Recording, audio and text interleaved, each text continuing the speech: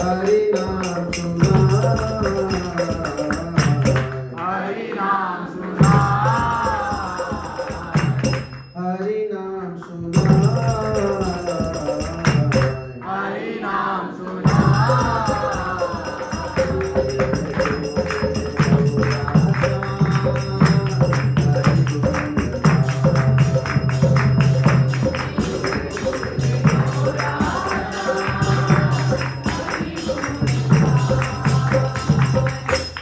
गौरा बोले हरि हरि, साई बोले हरि हरि, गौरा बोले हरि हरि, साई बोले हरि हरि, गौरा बोले हरि हरि, साई बोले हरि हरि, गौरा बोले हरि हरि, साई बोले हरि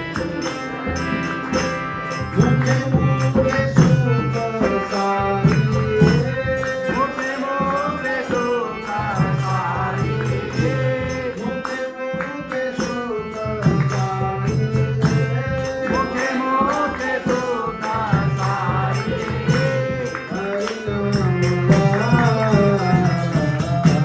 हरि नाम हरि नाम गाए, हरि नाम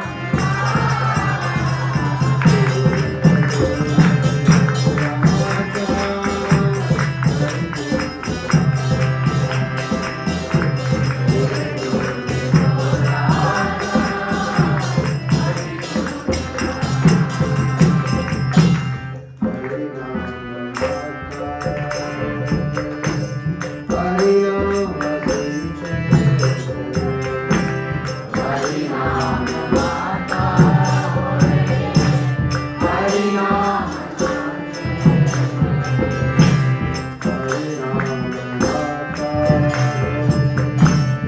हरि नाम हरि नाम गाता होए, हरि नाम मयूरा मयूरी मयूरा मयूरी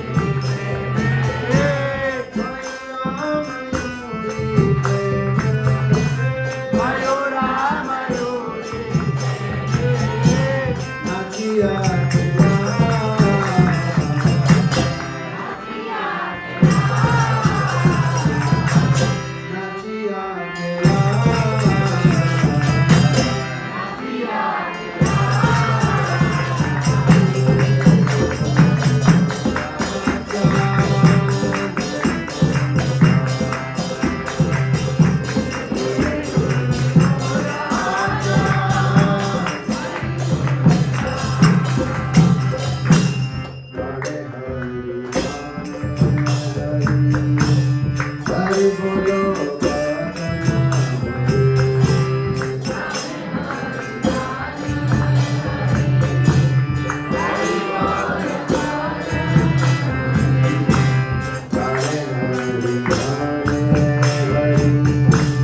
हरि बोलो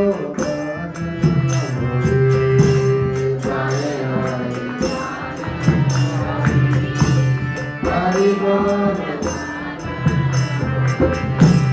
हरि नाम के हरि नाम दे हरि नाम के हरि नाम दे रस दे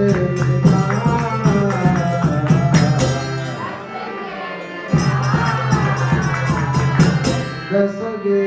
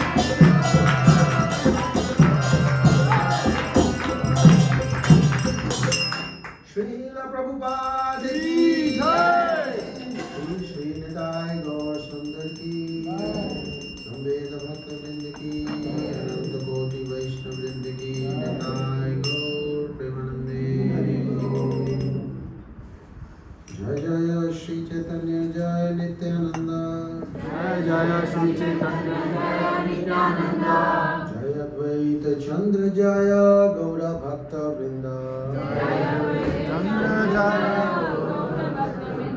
जय जय श्री चैतन्य जय नित्यानंद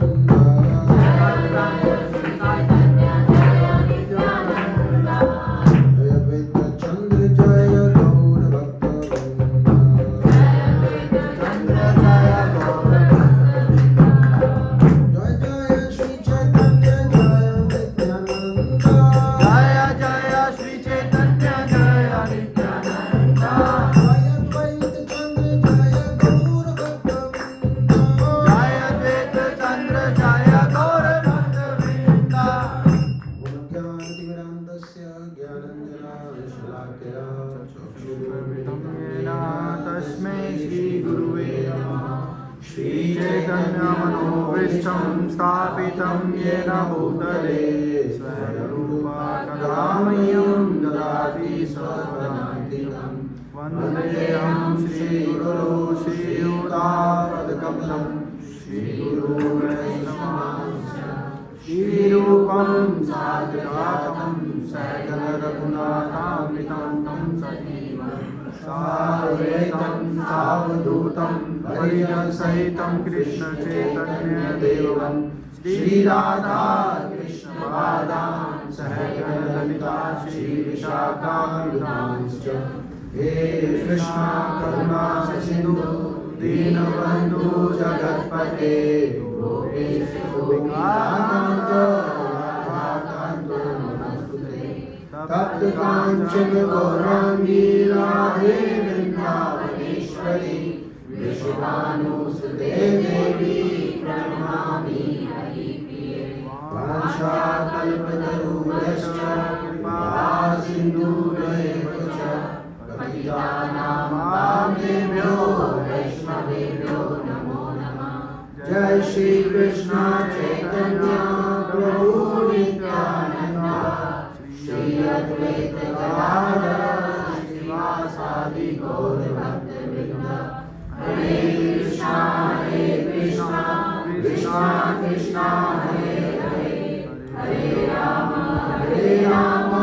राम राम हरे हरे विष्णुपदाय कृष्ण कृष्णाय भूतले श्रीमते भक्तिवेदांत स्वामिनिति नामिने नमस्ते सरस्वती देवी गौरवाणी प्रचारिणे निर्विशेष शून्यवादी पाश्चात्यदेशतारिणे प्रभुपाद की जय गुरुदेव की जय हरे कृष्णा हरे हरे हरे राम राम राम हरे हरे।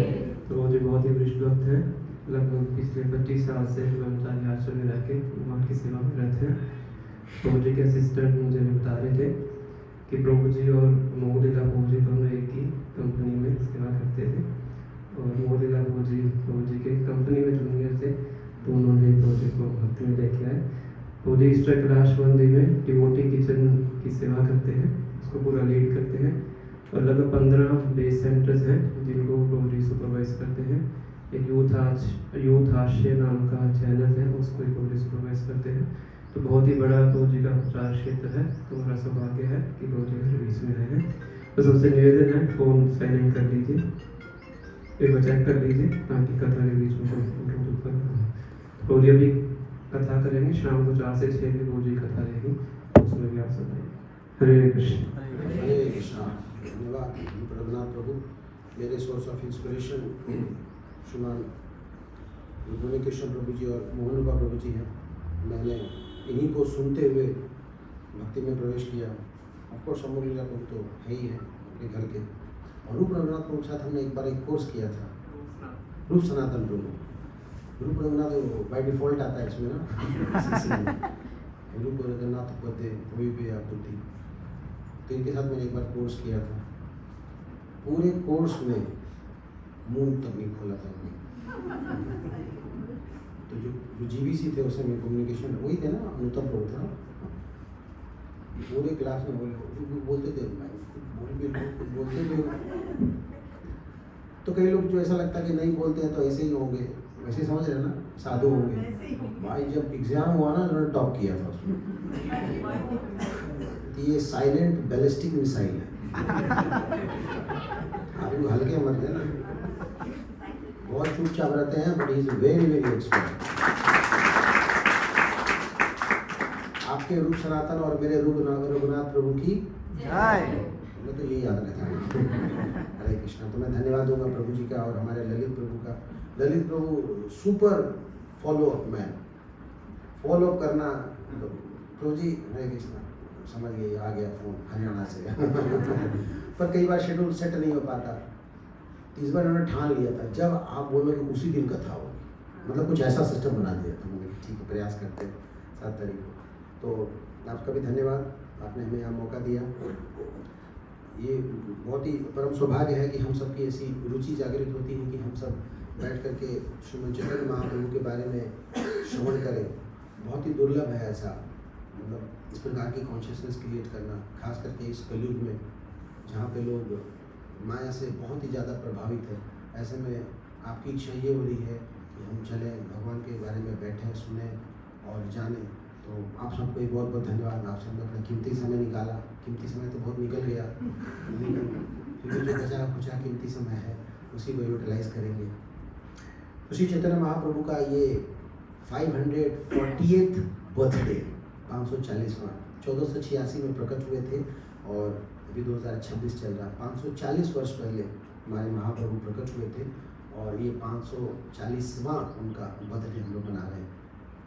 जब महाप्रभु थे तो उनका कोई आविर्भाव या गौर पूर्णिमा नहीं मनाया जाता था।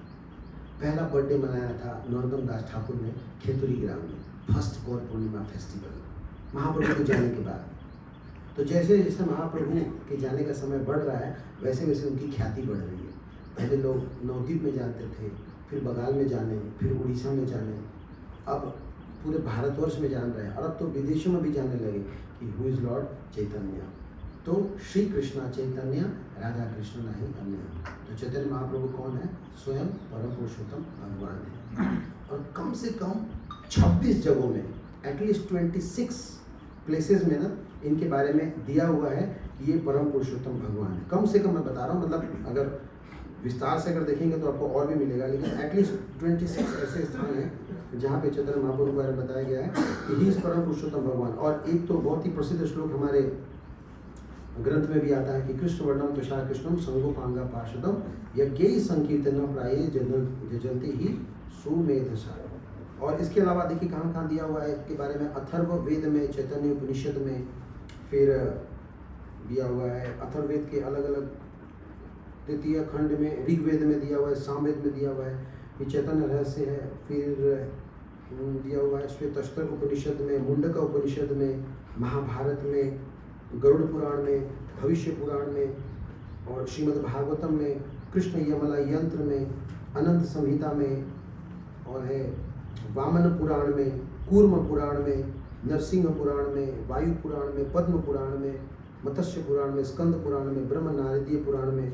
इस तरह से करके 26 ऐसे अलग अलग स्थान हैं जहाँ पे चैतन्य महाप्रभु को परम पुरुषोत्तम भगवान बताया गया। मतलब ये ऐसा नहीं है कि इस्कॉन वाले फैब्रिकेटेड चलो जी हम भी अपना ही भगवान बना लेते हैं, क्योंकि क्या है दूसरे का लेंगे तो फिर कॉपीराइट का जब चक्कर हो जाता है ना। तो हम अपना वाला, हमारा अपना चैनल है ना, हमारा अपना चैनल, हमारे अपने महाप्रभु, अब इनको हम फैलाते हैं, इनको फेमस करते हैं, ऐसा नहीं है। महाप्रभु परम पुरुषोत्तम भगवान है, ऐसा शास्त्र में दिया हुआ है। इनके बारे में तो हमने बचपन में भी पढ़ा है, जब लोग स्कूल में पढ़ते थे तो उसमें आता था lord Chaitanya the saintly saint from Bengal. तो उनको एक साधु की तरह लोग जानते थे, संत की तरह जानते थे। पर इस्कॉन में आने के बाद पता चला कि वो भगवान है। देखिए संत को संत कहें और भगवान को भगवान कहें, ये दोनों डिफरेंस है। जैसे श्रील प्रभुपाद जी एक संत थे, अगर मैं भगवान बनाना था तो हम उन्हें भी लपेट लेते कि चलो भाई ये भी भगवान है, तो सर हम भी उपनिषद में जो खड़े के बताते ये भी भगवान है। ये नहीं है, प्रभुपाद भगवान नहीं है, भगवान के शुद्ध भक्त है। पर महाप्रभु परम पुरुषोत्तम भगवान है और उनका वर्णन दिया हुआ है शास्त्रों में।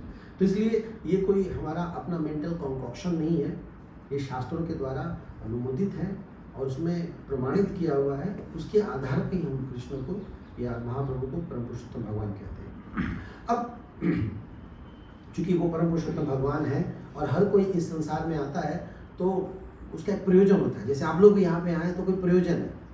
ऐसा तो है नहीं कि मैं इधर जा रहा था, आवाज़ सुना, देखूँ क्या हो रहा, और फिर हम आए और आके बैठ गए।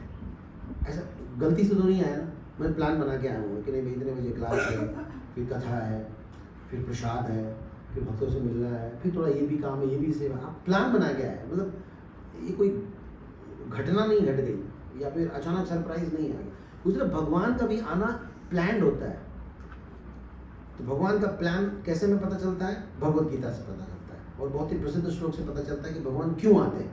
तो परित्रणाय साधूनां विनाशाय च धर्म संस्थापनार्थाय। तो भगवान क्यों आते हैं? क्यों आते हैं? भक्तों की रक्षा करने, दुष्टों की पिटाई करने, और उसके बाद दोनों काम जब हो जाता है तब क्या होगा? धर्म की स्थापना करने। तो भगवान ऐसे आते हैं, उनके आने का एक प्रयोजन होता है। तो भक्तों की रक्षा करने, भक्तों की रक्षा करने क्यों? भगवान क्योंकि परम दयालु है। जितने भी अवतार हुए उन सभी अवतार में ना चैतन्य महाप्रभु सबसे मर्सीफुल है। हम लोग आते हैं ना, सब अवतार सार शिरोमणि केवल आनंद कंद। कंद खाया कभी? शकरकंद, गुलाब जामुन खाया? किधर से काटते हैं इसको? बीच में से। ऐसा रूल है? कोई रूल है क्या इसको काटने का? जैसे अमरूद का रूल है, भाई ऊपर का हिस्सा काट के फेंकते हैं, नीचे का काट के फेंकते हैं, यहाँ से खाते हैं, रूल है। सेव का भी रूल है, भाई ये खाते हैं ये नहीं खाते। गुलाब जामुन क्या रूल?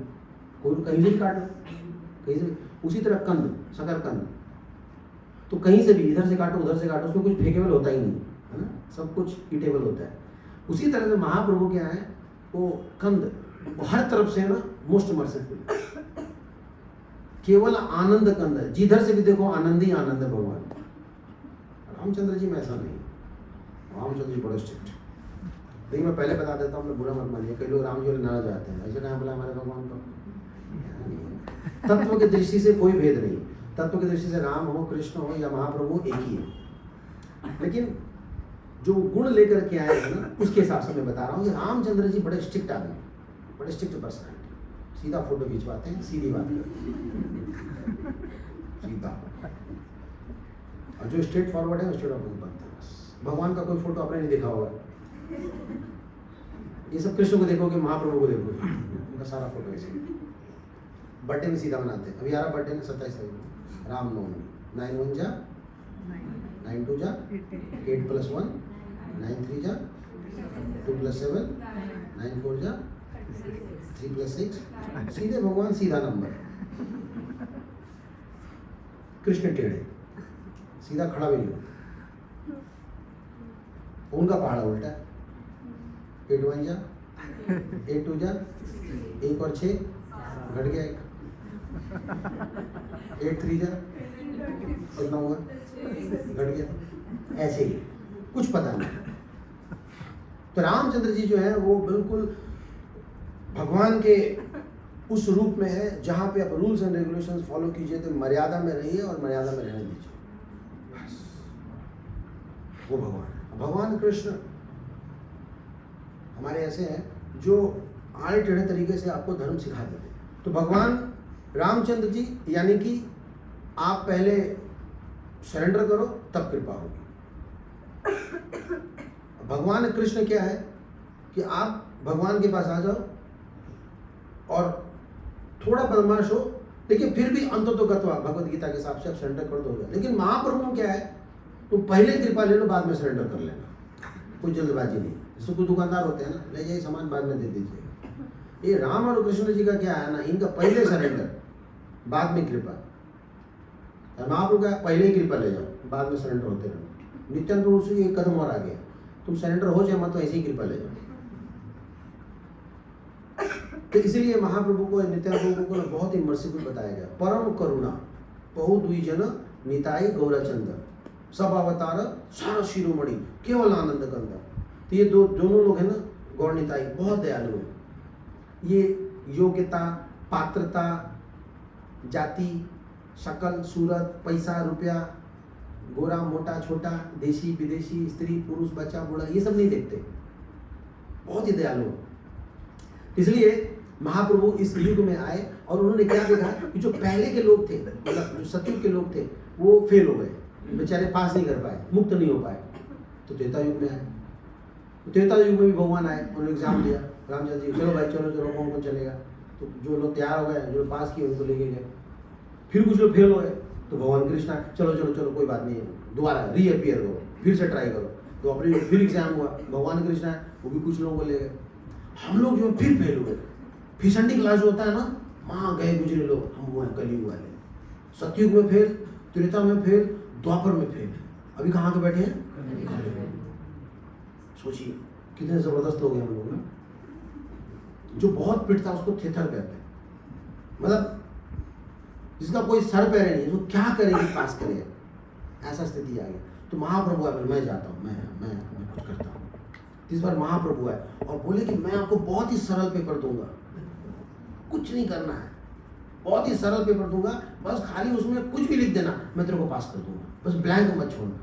सोचिए ऐसा, जैसे अपने कोई व्यक्ति अगर सेटिंग हो जाए तो क्या बोलता है, भाई जो क्वेश्चन है ना उसको रिफ्रेश कर देना फर्स्ट पेज में, ठीक है, बाकी अंदर शोले मूवी की कहानी लिख देना, मैं तेरे को पास कर दूंगा। अगर किसी ने आपको पास करने का ठान लिया है ना, वो पास करा ही देगा, कुछ भी लिखवा कर पास करा देगा। महाप्रभु है, वो चाहते तू बस चिंता मत कर, बस तू भाई अपीयर हो जा, मैं पास करा दूंगा। बस एक लाइन बोल देना, क्या बोलना, Hare Krishna Krishna Krishna Hare Hare, Hare Ram full marks gold medal. अब जो पहले पास हुए हैं ना, वो लोग ना पक्का जलते होंगे, यार ये कोई बात हुई, हमारे से कितने टफ पेपर हुआ करते थे। तो युग भी तो आसान था ना, वो सब पहले धर्म का पालन आसान था, कलयुग में धर्म पालन मुश्किल है, इसलिए क्वेश्चन पेपर बड़ा सरल है।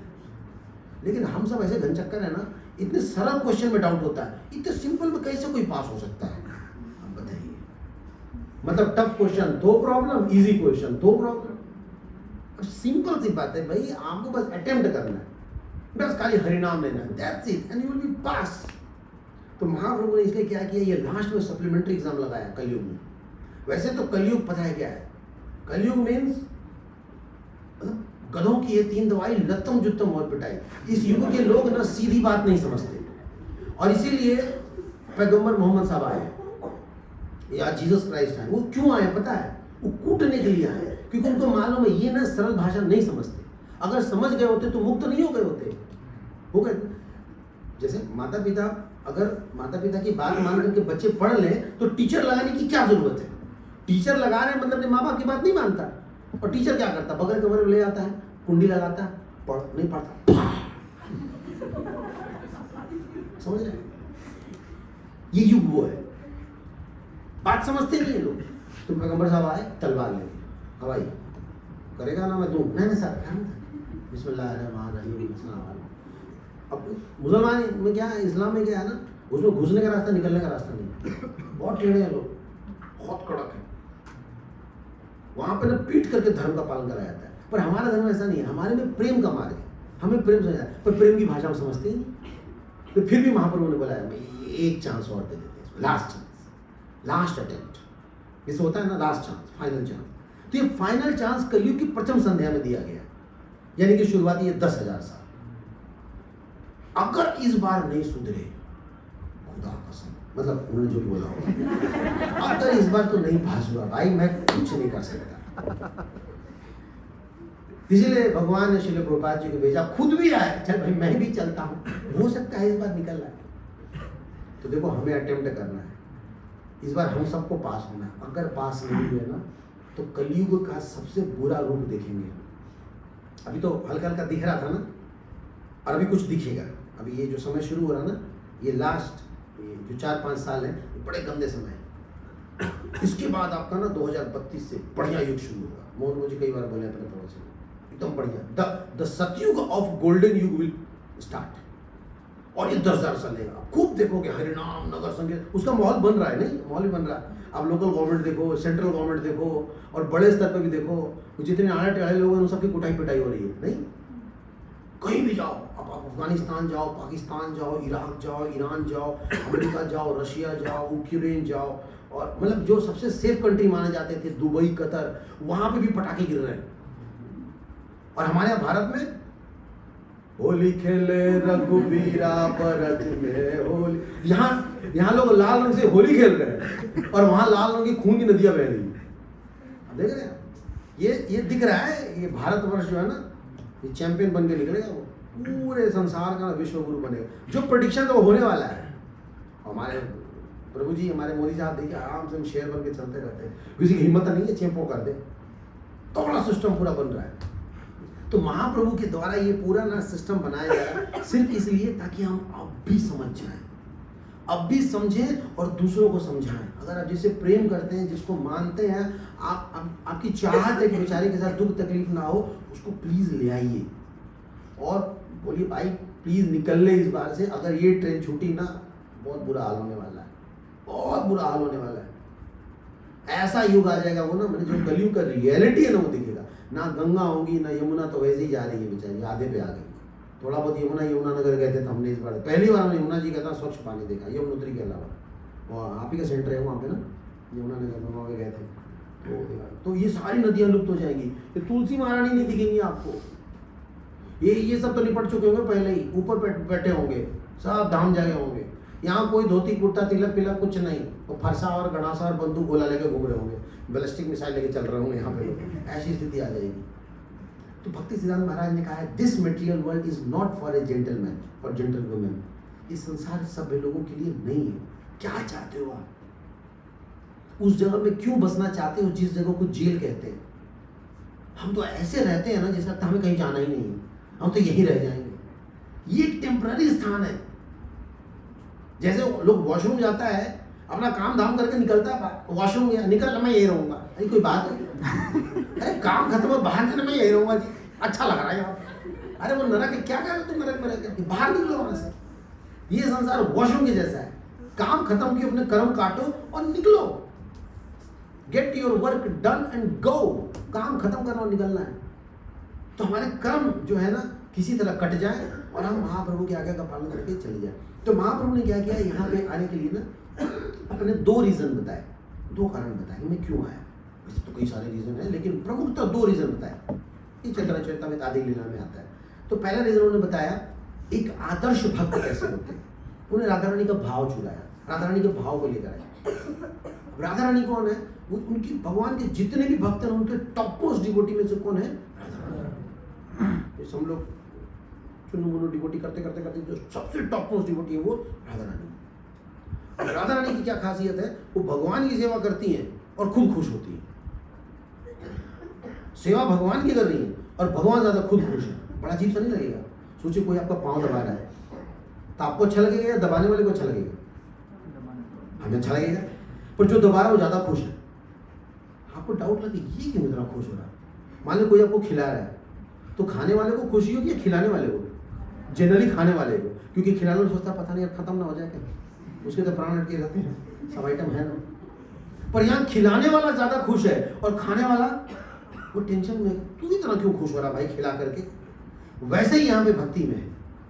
भक्ति करने वाले वो ज्यादा खुश हैं और जो भक्ति ले रहे हैं, जो उनका चढ़ावा ले रहे हैं, जो भोग ले रहे हैं, वो चिंता में है।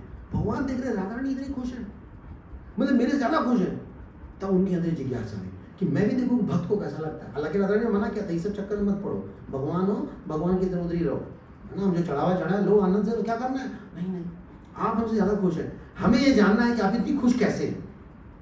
तो उस भाव को जानने के लिए वो राधा रानी के रूप को स्वीकार किया या फिर उनके भाव को स्वीकार किया। तो चैतन्य महाप्रभु वैसे तो कृष्ण ही है, लेकिन उनकी सारी एक्टिविटी ना गोपियों वाली है। आप लोग कभी सीधा नहीं चलते, उनका हमेशा कैट वॉक होता है। महाप्रभु को देखा होगा, कभी देखा नॉर्मल नहीं बैठते हैं, वो किसी प्रभु जी की तरह नहीं बैठते, हमेशा गोपियों की तरह बैठते हैं। देखा आपने महाप्रभु को? हमेशा उनके पाँव के स्टाइल ऐसे बैठते हैं, जनरली माता ऐसे बैठती है ना, जनरली। उन्हें कभी नहीं देखा ना आपको कभी राधा रानी का नाम लेते हुए, राधा का नाम नहीं लेते थे, हमेशा कृष्ण कृष्ण कृष्ण। अक्सर जो सबसे पहला भजन गाया था ईश्वरपुरी जी से दीक्षा होने के बाद, जब नवद्वीप आए थे, वैसे तो वहीं से वो वृंदावन फरार हो रहे थे, तो ऊपर से आकाशवाणी हुई कि प्रभु उधर नहीं, अभी इधर काम खत्म नहीं हुआ है, नवद्वीप को उद्धार करना है, फिर बाद में वृंदावन जाइएगा। तो उनकी बात, देवताओं की बात मान के भगवान नवद्वीप आए, और नवद्वीप आने के बाद तब उन्होंने ऑफिशियली प्रीचिंग स्टार्ट किया। उसी में से एक प्रसंग लेंगे हम लोग आज। तो जब नवद्वीप में आए ना, तब उन्होंने पहली बार ये भजन गाया था। बोलिए हरिहराय नमः कृष्ण यादवाय नमः, हरिहराय नमः कृष्ण यादवाय नमः, यादवाय माधवाय केशवाय नमः, यादवाय माधवाय केशवाय नमः, गोपाल गोविंद राम श्री मधुसूदन, गोपाल गोविंद राम श्री मधुसूदन, गिरिधरि गोपीनाथ मदन मोहन, गिरिधरि गोपीनाथ मदन मोहन। एक भी नाम ना भगवान के अलावा किसी का नहीं है। हरि हराय नमः कृष्ण यादवाय माधवाय केशवाय नमः, गोपाल गोविंद राम मधुसूदन गिरिधर गोपीनाथ मदन मोहन। तो महाप्रभु स्वयं राधा रानी ही है, इसलिए हमेशा कृष्ण का नाम लेते थे। तो ये एक पहला रीजन था, वो आए और हमें सिखाए कि एक भक्त को कैसे होना चाहिए, कैसा एक भक्त हो सकता है, एक भक्त को कैसे भक्ति की जाती है, यानी कि राधा रानी कैसे भक्ति करती गए हैं वो मैं सिखाया। ये उनका एक रीजन था आने का। और दूसरा क्या था, हरिनाम प्रचार करने के लिए, हरिनाम देने के लिए। वैसे हरिनाम पहले से था, लेकिन उन्होंने क्या किया, दोबारा यानी कि एक बार फिर से वो इसको प्रोफेस किए, लोगों को बताए। So that's why Lord Mahaprabhu is called the father of the holy name. वो हरिनाम के पिता हैं और उन्होंने ये हरे राम हरे कृष्ण शुरू किया। अच्छा, मैंने ऐसा नहीं कि मैंने पहली बार इसको हमने सुना, हम पहले भी सुने, आप भी सुने होंगे कहीं ना हरे रामा रामा रामा हरे हरे हरे कृष्ण, ये हरिनाम। लेकिन ये जो चला है ना, ये महाप्रभु से चला है, महाप्रभु ने इस आंदोलन को चलाया। कई बार लोग कहते हैं हरे राम से पहले होता है ना, हरे कृष्ण से पहले होता है। तो एक बहुत सीनियर प्रोफेट डिसाइपल है, संघ अधिकारी, उन्होंने बताया था कि कोई फर्क नहीं पड़ता, आप हरे राम से शुरू करो या हरे कृष्ण शुरू करो, जब एक बार शुरू हो जाएगा तो कौन सा आगे कौन सा पीछे क्या पता चलता है, पर नाम लेना जरूरी है। तो महाप्रभु आए और उन्होंने हरिनाम का प्रचार प्रसार शुरू किया और उनका वही उद्देश्य था कि जो बेचारे भोले बिसरे भटक भुटक के यहाँ कलयुग में आ गए हैं, इनको किसी तरह एग्जाम अटेम्प्ट करा के इनको पास करवाना है, इनको लेके यहाँ से निकलवाना है। और सिलेबस बड़ा सिंपल दे दिया, बस आपको हरिनाम लेना है, अपराध मुक्त आप हरिनाम लो और मुक्त हो जाओ, इस संसार से चले जाओ। तो ये महाप्रभु का पर्पस था। और पूरे जीवन काल उन्होंने 48 वर्षों का यहाँ बिताया, 48 ईयर्स, जिसमें से 24 वर्ष गृहस्थाश्रम और 24 वर्ष नॉन गृहस्थाश्रम, ताकि कल को मुझे ना बोले ना, अरे ये तो महाप्रभु आप लोगों के लिए, हमारे लिए थोड़ी ना है, फैमिली वालों के लिए थोड़ी है। 50-50 किया पूरा, ये तो बिल्कुल मत बोलो, है ना, आपको भी पूरा टाइम दिया, उनको भी पूरा टाइम दिया, इधर भी कैसे रहना चाहिए और उधर भी कैसे रहना चाहिए, दोनों करके दिखाया। तो 24 वर्षों तक जो है वो नवद्वीप में रहे। और शुरू में वो बीच बीच में अपने सिम्टम दिखाते थे, तो कई बार लगता था हाँ ये वही है, पर कई बार लगता था पता नहीं वही है कि नहीं। जैसे अद्वैताचार्य सोचते थे नहीं है तो ये वही जिसको हमने बुलाया था, लेकिन बीच में जो वो आड़ी चढ़ी हरकतें जो करते थे, पता ना ये वो नहीं लगता, ये इसकी हरकतें जो देख के नहीं, हाँ ना होता रहता था बीच बीच में।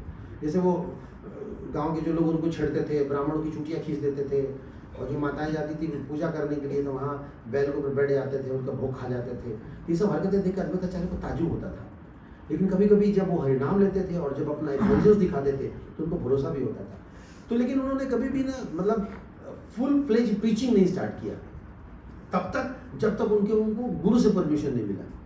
और जब उनके गुरुदेव से मिले, ईश्वरपुरी से मिले, जब गए उनके पिताजी के निधन के बाद, तब उन्होंने ऑफिशियली प्रीचिंग स्टार्ट की। तो इस तरह से 24 वर्षों तक रहे और इस दौरान लगभग सबको उन्होंने प्रभावित किया। लेकिन समाज का एक तबका था, एक ग्रुप था जो नहीं मानता था, और ये कौन थे? थोड़े बुद्धिजीवी वर्ग के लोग, ब्राह्मण लोग, सन्यासी लोग या मायावादी कुछ थे, एथीस्ट थे, वो नहीं मानते थे। वो क्या सोचते, क्या ये हरे राम हरे कृष्ण, पूजा पाठ भजन भक्ति अपने घर में करना चाहिए, तुम लोग यार ढोल मृदंग लेके सड़क पे चले जाते हो, व्हाट नॉनसेंस इज दिस। तुम लोगों ने जाके चंदकाशी को कंप्लेन किया, जो उस समय का डीएम था ना। तो महाप्रभु ने फिर क्या सोचा कि अब मैं तो सबके लिए आया हूँ ना, अब समाज का एक तबका अगर रह जाए, एक ग्रुप रह जाए, तो फिर मिशन एकम्प्लिश नहीं हो पाया। अब उनको प्रभावित कैसे करें, तो इसलिए उन्होंने क्या किया, संन्यास लिया। क्योंकि जब सन्यासी हो जाते हैं, सन्यासी ड्रेस धारण करते हैं या सन्यास आश्रम प्रवेश करते हैं, उसकी आदर सब करते हैं, सब लोग करते हैं। इवन जो मायावादी होते हैं, वो नास्तिक भी जो डरते हैं, ड्रेस का महत्व होता है ना। जैसे मान लो हम ये ड्रेस पहने, हम इस ड्रेस के लिए क्वालिफाइड बिल्कुल नहीं है, लेकिन इस ड्रेस का पावर ऐसा होता है ना कि लोग सुनना चाहते हैं। अब सोचिए मैं यहाँ पे माइकल जैक्सन में ड्रेस में बैठा रहा हूँ, आज मैं सुनाऊंगा गौर लीला, कितने लोग सुनेंगे? ड्रेस का महत्व है। जैसे ट्रैफिक लाइट है, ट्रैफिक लाइट पे आप जाओगे, वहाँ पे बत्ती अगर खराब हो और खाली बस वो डबल स्टार ना कमर में हाथ रख के खड़ा रहेगा, जाएंगे, इतना काफी है। पता किसके कारण? ड्रेस के कारण। और वह आकर पैजामा कुर्ता को पहन करे, भैया पागल हटे यहाँ से उसको पागल मानेंगे नहीं, पैजामा कुर्ता कौन मानता है? तो ड्रेस का महत्व होता है। तो महाप्रभु ने सोचा ना कि जब मैं संन्यास लूंगा ना तब ये मेरी बात मानेंगे लोग, ऐसे नहीं मानेंगे। तो एक कारण ये था। तो बहुत सारे मायावादियों को, नास्तिक लोगों को, उनको उद्धार करना था, इसलिए उन्होंने क्या किया? संन्यास लिया। तो 24 वर्ष इधर रहे, फिर बाद के 24 वर्ष उन्होंने संन्यास आश्रम स्वीकार किया। अब उसमें जो 6 वर्ष थे उन्होंने ट्रेवल किया, कहाँ पे? दक्षिण भारत, हर जगह गए और जा जाके घूम घूम कर उन्होंने क्या किया? प्रचार किया। घूमने के लिए नहीं गए, प्रचार करने के लिए। फिर आखिर के जो 18 वर्ष थे वो उन्होंने कहाँ बिताए? जगन्नाथ, गंभीरा में, वहाँ पे एकदम। और यानी कि जो लोग अपने जीवन के अंत काल में होते हैं, जिन्होंने पूरे जीवन प्रचार किया, भजन किया, अब उसको अंत काल कैसे बिताना चाहिए, तो वो उन्होंने जगन्नाथपुरी में रह करके दिखाया, गंभीरा में रह करके दिखाया, अपने निकटतम पार्षद स्वरूप दामोदर के साथ, रामानंद राय के साथ। और जाते जाते उन्होंने वैसे तो कोई ग्रंथ वगैरह कुछ नहीं दिया, लेकिन एक चीज़ हमें दे गए जो पूरे शास्त्रों का निचोड़ है। क्या बताओ? चैतन्य शिक्षा अष्टकम। वो जो 8 श्लोक है ना, वो कंक्लूडिंग श्लोक है। अगर ये 8 श्लोक अगर आप समझ गए तो समझिए कि आप पूरे शास्त्रों को समझ गए, जिसकी स्टार्टिंग किससे होती है? चेतो दर्पण महाजनम से, और अंत क्या होता है? कृष्ण प्रेम। और ये हमारे जीवन का लक्ष्य है। जैसे बच्चे स्कूल जाते हैं तो क्लास 1 2 3 4 5 10, फिर 12, फिर ग्रेजुएशन, फिर मास्टर्स, फिर PhD करते हैं। हमारे यहाँ भी करिकुलम सिस्टम है। हमारे यहाँ भी स्टार्टिंग क्या है? श्रद्धा, साधु संग, भजन क्रिया, फिर अनर्थ निवृत्ति, निष्ठा, रुचि, आसक्ति, भाव, प्रेम। हमारे जीवन का लक्ष्य क्या है? कृष्ण प्रेम। जैसे कोई लोग बोले आप यहाँ क्यों जाते हो, तो बता दो, 2 चीज़ों के लिए, एक ये वाला प्रेम पाने और एक वो वाला कृष्ण प्रेम पाने, 2 चीज़ों के लिए। ऑफ कोर्स भगवान का ये रूप बड़ा पसंद है ना, प्रसाद का। अगर सोचो किसी प्रोग्राम में प्रसाद ना हो तो कैसा लगेगा? अजीब से नहीं लगेगा? मान लीजिए आपको अनाउंस कर दिया जाए आज बहुत ही बड़ा सेमिनार होने वाला है, लेकिन लास्ट में हवा और पानी है प्रसाद के रूप में, सोचो अटेंडेंस कैसा रहेगा? बोलेगा पूरी जी ऑनलाइन ही सुन लेते हैं। तो डे टू डे लाइफ में कृष्ण प्रेम ये प्रसाद है। और अंततोगत्वा जो जीवन का जब हम चरम सीमा पे आ जाते हैं, जब शरीर छोड़ने वाले होते हैं, तो उस समय हमारे जीवन का प्रेम क्या है? भगवान का प्रेम, यानी कि कृष्ण प्रेम। तो ये कृष्ण प्रेम देने के लिए आए। तो हमसे अगर कोई पूछे कि आप लोग यहाँ जाते हो, यहाँ पे क्या करते हो, व्हाट इज़ योर पर्पस? कई लोग कहते हैं हम समाज सेवा करते हैं, हम गाय सेवा करते हैं, हम गरीबों को खिलाते हैं, ये करते हैं, वो करते हैं। हमारे जीवन का लक्ष्य क्या है? हम कृष्ण प्रेम के लिए करते हैं, हम भगवान की सेवा करते हैं, भगवान के प्रेम की प्राप्ति के लिए सारा कुछ कर रहे हैं। हमारे जीवन का लक्ष्य है कृष्ण के प्रेम की प्राप्ति करना। तो वही कृष्ण प्रेम देने के लिए चैतन्य महाप्रभु इस धराधाम पे आए, सबको दिया और कोई पात्रता नहीं देखी। जैसे किसी अच्छे कॉलेज में क्या होता है कि फाइनल ईयर में प्लेसमेंट सेल आता है, अच्छी कंपनियां आती हैं और वो कॉलेज के मैनेजमेंट से पूछती हैं, ठीक है इसमें से बताइए 15 टॉप मोस्ट बच्चे, उनका हम इंटरव्यू लेंगे, उनको प्लेस करेंगे। लेकिन महाप्रभु जब आते हैं तो क्या करते हैं? पूछते हैं सबसे फिसंडी क्लास के बच्चे बताइए, सबसे बैक बेंचर, सबसे बदमाश वाले, सबसे गए गुजरे कौन है, उनका नंबर पहले आएगा। तो कितनी उम्मीद बढ़ जाती है ना यार, बस चलते एक चीज बस मानना पड़ेगा, अपने आप को मानना पड़ेगा कि हाँ मैं फिसंडी क्लास का हूँ। ये मानना पड़ेगा कि मैं पतित हूँ और नहीं मानते हैं, इसको डुप्लीसिट कहते हैं, इसको पाखंडी कहते हैं। उनका नंबर नहीं आया, कपटियों का नंबर नहीं आया। मानना पड़ेगा कि मैं कौन हूँ? पतित हूँ। और आप कौन हैं? पतित पावन है। तो आइडियली सबसे पहला नंबर किसका आना चाहिए? मेरा आना चाहिए।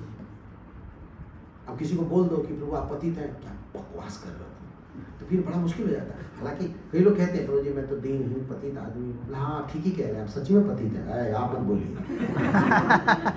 मैं बोल सकता हूँ, आप क्यों बोल रहे हैं? ऊपर ऊपर पतित है, हम से नहीं माना गया। जो जेन्युइनली अपने आप को पतित माने, गिरा हुआ माने, गया गुजरा माने, समाज का सबसे निकृष्ट माने, उसका नंबर सबसे पहले आए। हम लोग गाते हैं ना, जो दिन दया न करीबे पतिता देखिया, पतित पावन नाम किसी ने लागिया। अगर सबसे गया गुजरा देख करके भी आप मेरा उद्धार नहीं कर रहे हो तो किस बात के भगवान हो आप? मैंने भगवान को चैलेंज कर रहे हैं, लेकिन अपने आप को हमें बताना पड़ेगा, yes I am the most fallen one. ये यत्रनादपि सुनीचे ना। तो वो जो 8 श्लोक है ना, उसमें पूरे जीवन का निष्कर्ष जो है चैतन्य महाप्रभु ने प्रस्तुत किया। तो ये एक सिनॉप्सिस था, एक कंक्लूजन था पूरे भगवान के जीवन का। अब एक और छोटा फिलोसफिकल अंडरस्टैंडिंग है, इसको हम लोग समझते हैं, फिर लीला में प्रवेश करेंगे। लीला तभी अच्छा लगता है जब थोड़ा सिद्धांत समझ जाए। चैतन्य चरितामृत में तो देखा होगा, पूरा 13 अध्याय जो है वही है। परम पूज्य राधानाथ महाराज कहते हैं कि अगर किसी ने 13 अध्याय अच्छे से समझ लिए ना चैतन्य चरितामृत के, वो कभी भक्ति नहीं छोड़ेगा, क्योंकि इतना गाढ़ी फिलॉसफी है ना, उसके बाद लीला शुरू होती है। तो एक और फिलोसफिकल एस्पेक्ट आप समझिए इस बात को कि महाप्रभु क्या देने के लिए आए हमें? हरिनाम, कृष्ण प्रेम, यानी कि किसके माध्यम से? हरिनाम, हमें हरिनाम देने के लिए आए। और वो ये कहते हैं कि आपके ऊपर कलयुग का प्रभाव बिल्कुल नहीं पड़ेगा अगर आप हरिनाम का सहारा लेते हो, अगर आप संकीर्तन करते हो। कलयुग धर्म हरिनाम संकीर्तन। अगर आप संकीर्तन करोगे तो कली, माया और मन इनका बिल्कुल नहीं चलेगा। आप कमल के समान कीचड़ में रहते हुए भी खुशबूदार रहोगे। जैसे कीचड़ में कमल रहता है लेकिन फिर भी उनसे एकदम अलग रहता है, वैसे ये कलयुग जो है कीचड़ का युग है। इसमें रहते हुए भक्त हमेशा प्रसन्न हो सकते हैं, रह सकते हैं जब तक वो है। लास्ट में तो कृष्ण प्रेम मिलेगा, तो लास्ट की बात है, लेकिन रहें कैसे? तो महाप्रभु ने कहा है कि इस संसार में अगर आप दुखी नहीं रहना चाहते, आप प्रसन्न रहना चाहते हैं, हमेशा ब्लिसफुल रहना चाहते हैं, आप चाहते हैं कि आपको दुख, असंतोष, संताप, ईर्ष्या, द्वेष, इन चीजों से आपको दूर दूर तक मतलब ना रहे, तो क्या करो? संकीर्तन, संकीर्तन करो। और ये फैक्ट है, अगर कोई संकीर्तन करता है वो कभी दुखी नहीं होगा। ब्रह्मभूत प्रसन्न आत्मा न सोचती न कांक्षती। हरिनाम लेने से लोग किस लेवल पे आते हैं? ब्रह्म लेवल पे आ जाते हैं, ट्रांसेंडेंटल लेवल पे आ जाते हैं, वो कभी दुखी नहीं होते। तो अक्सर हम लोग जब मीटिंग करते हैं अपने यहाँ, मैं यही बोलता हूँ कि अगर आप डिवोटी हैं तो आपको प्रॉब्लम नहीं होगा, और अगर आपको प्रॉब्लम है तो आप में से कितने लोगों को प्रॉब्लम है लाइफ में? तो आप डिवोटी नहीं है। और अगर आप डिवोटी हैं तो आपके लाइफ में, यानी कि हम डिवोशन वाला काम ठीक नहीं कर रहे हैं, संकीर्तन ठीक नहीं चल रहा है। अगर संकीर्तन ठीक चलेगा ना, अगर संकीर्तन बढ़िया होगा, युग धर्म का पालन होगा, आप कभी परेशान नहीं होंगे, कभी आप संकीर्तन मतलब ये चैंटिंग की बात नहीं कर रहा, ये तो धर्म है ही है, ये पर्सनल चैंटिंग। महाप्रभु ने क्या बोला है? संकीर्तन। संकीर्तन यानी कि साथ में कीर्तन। जब साथ में एक साथ बैठ करके आप भगवान का नाम लेते हैं, वहां पे कली प्रवेश नहीं करता, यानी कि वहां पे कलह प्रवेश नहीं करता, यानी कि वहां के लोग कभी भी दुखी नहीं होते, कभी भी एंजाइटी में नहीं रहते। बस क्या करना है? साथ में रह करके संकीर्तन करना है। हरे कृष्णा कृष्णा कृष्णा हरे हरे, हरे राम राम राम हरे हरे। हम साथ में जब संकीर्तन नहीं करते हैं, वहीं फैमिली में प्रॉब्लम आती है, वहीं सेंटर में प्रॉब्लम आता है, वहीं बेस में प्रॉब्लम आता है, वहीं मंदिर में प्रॉब्लम आता है। अगर किसी मंदिर में, किसी सेंटर में, किसी बेस में, या किसी परिवार में, या किसी के जीवन में अगर वो किसी चीज़ से परेशान है, यानी कि एक चीज़ क्लियर है, वो संकीर्तन में भाग नहीं ले रहा है। अब इसकी थोड़ी सी और व्याख्या की जाए। संकीर्तन का मतलब क्या है? संकीर्तन का मतलब साथ में कीर्तन ही नहीं है। संकीर्तन का मतलब होता है जब आप साथ में कीर्तन करोगे ना, तो साथ का मतलब कि अलग अलग प्रकार के लोग आएंगे। साथ में तो मतलब अलग प्रकार के लोग आएंगे ना, उसमें बच्चे भी होंगे, बड़े भी होंगे, बूढ़े भी होंगे, अमीर होगा, गरीब होगा, छोटा होगा, मोटा होगा, स्त्री होंगे, पुरुष होंगे, कुछ ईर्ष्यालु होंगे, कुछ द्वेषी होंगे, कुछ क्रोधित होंगे, ऐसे वैसे आले टेढ़े सब लोग होंगे। तभी तो कहते हैं संकीर्तन, और सबको लेकर के आपको कीर्तन करना है। अगर जो ऐसा कर लेता है ना, वो कभी परेशान नहीं होगा। पर आइडियली होता क्या है, जब हम साथ में आते हैं तो कीर्तन नहीं होता, लड़ाई झगड़े शुरू हो जाते हैं, मन मुटाव शुरू हो जाता है। अब मैं आपको उदाहरण देता हूं। झारखंड के जंगल का। चैतन्य महाप्रभु जब झारखंड के जंगल में, आपको याद है वो लीला, झारखंड के जंगल में जब पशु पक्षियों को उन्होंने कीर्तन करवाया तो सारे नाच रहे थे। उसमें बाघ, शेर, भालू, चीता, हिरण, खरगोश सब हाथ उठा करके हरि बोल हरे कृष्णा कर रहे थे ना। सबका नेचर अलग अलग है, पर चूंकि भगवान का दिया हुआ कीर्तन कर रहे हैं, वो संकीर्तन कर रहे हैं, तो उनमें कोई मनमुटाव नहीं था। हालांकि महाप्रभु के जाने के बाद बाघ देखा हुआ तो वहां क्या कर रहा है, ना हो सकता है खा जाए उसको। तो जब संकीर्तन नहीं होता है ना तो मन करता है क्या, हम अपने जो नॉर्मल नेचर में रहते हैं उसमें आ जाते हैं। लेकिन जब हम संकीर्तन करते हैं ना तो उस समय क्या होता है, हम इन सभी चीजों से ऊपर उठ जाते हैं। गरीब अमीर छोटा बड़ा ये वो सब भूल जाते हैं। ये फायदा है संकीर्तन का। और जब ऐसे कोई संकीर्तन करता है सबको लेकर के साथ में जब आप चलते हैं तब भगवान प्रसन्न होते हैं, तब आपको भगवान से कृष्ण प्रेम मिलेगा। संकीर्तन देखने में बड़ा सिंपल शब्द लगता है, लेकिन इस सिंपल में भी बड़ी गहराई है। संकीर्तन का मतलब सबको साथ लेके चलना, संकीर्तन का मतलब सबके नखड़ों को सहना, सबको सेवा में लगा करके रखना, इसको संकीर्तन कहते हैं। पूरा का पूरा ना चैतन्य लीला ना ऐसा ही है, एकदम विरोधाभास लोग हैं, विपरीत लोग हैं, लेकिन साथ में लेके चल रहे हैं। जैसे हरिदास ठाकुर मुसलमान परिवार में जन्म लिए, महाप्रभु साथ में लेके चले, उनको नाम आचार्य का दर्जा दिया, अपने गोद में लेकर के गए और उनको समाधि दी। उनके शरीर छोड़ने के बाद उन्होंने भिक्षा मांगी, घर घर जाकर के, दुकान दुकान जाकर के, और उनका श्राद्ध करवाया, भोज करवाया। हरिदास ठाकुर यानी कि उन्होंने ऐसे जाति पाति का ध्यान नहीं रखा। अद्वैत आचार्य जब अपने घर में श्राद्ध का भोज कराने जा रहे थे तो जनरली ब्राह्मण को बुलाते हैं, और उन्होंने सबसे पहला प्लेट किसको लगाया, हरिदास ठाकुर को। एकदम अपोजिट है ये। लेकिन ये सब क्यों हो रहा है, क्योंकि केंद्र में क्या है, संकीर्तन है, हरि नाम। पुंडरीक विद्यानिधि आप जानते हैं, नाम सुना है आपने, पुंडरीक विद्यानिधि। उनका रहन सहन, उठना बैठना, खाना पीना सब कुछ ना एकदम पूरा बॉलीवुड वाला था। हाँ, पूरा पान खाते थे, पाँच थूकते रहते, चमकता मचमच वाले चेयर पर बैठते थे, सब कुछ चलते। लेकिन जैसे मुकुंद ने उनको श्रीमद् भागवतम का श्लोक सुनाया, वो झरझर रोने लगे। एक तरफ पुंडरीक विद्यानिधि, दूसरी तरफ गदाधर पंडित। गदाधर पंडित ने पुंडरीक विद्यानिधि को अपना गुरु बना दिया। है ना बड़ा अद्भुत। ये कैसे संभव हुआ, संकीर्तन से, है ना संभव संकीर्तन। भक्ति सिद्धांत महाराज और गौर किशोर दास बाबा जी, जानते हैं गौर किशोर दास बाबा जी अनपढ़, भक्ति सिद्धांत महाराज इतने पढ़े लिखे कि उनकी लेखनी अंग्रेज भी डिक्शनरी खोल के देखते थे।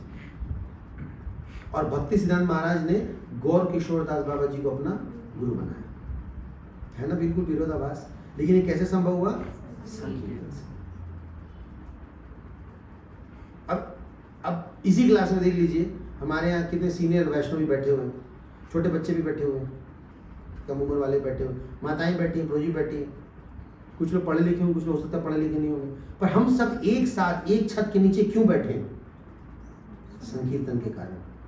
ये संकीर्तन के कारण, यानी कि पूरा विश्व को हम एक कर सकते हैं, किससे, संकीर्तन से। इसीलिए बोला गया संकीर्तन में बहुत शक्ति है। हम इस बात को ना समझते नहीं, क्यों बोला संकीर्तन में शक्ति है।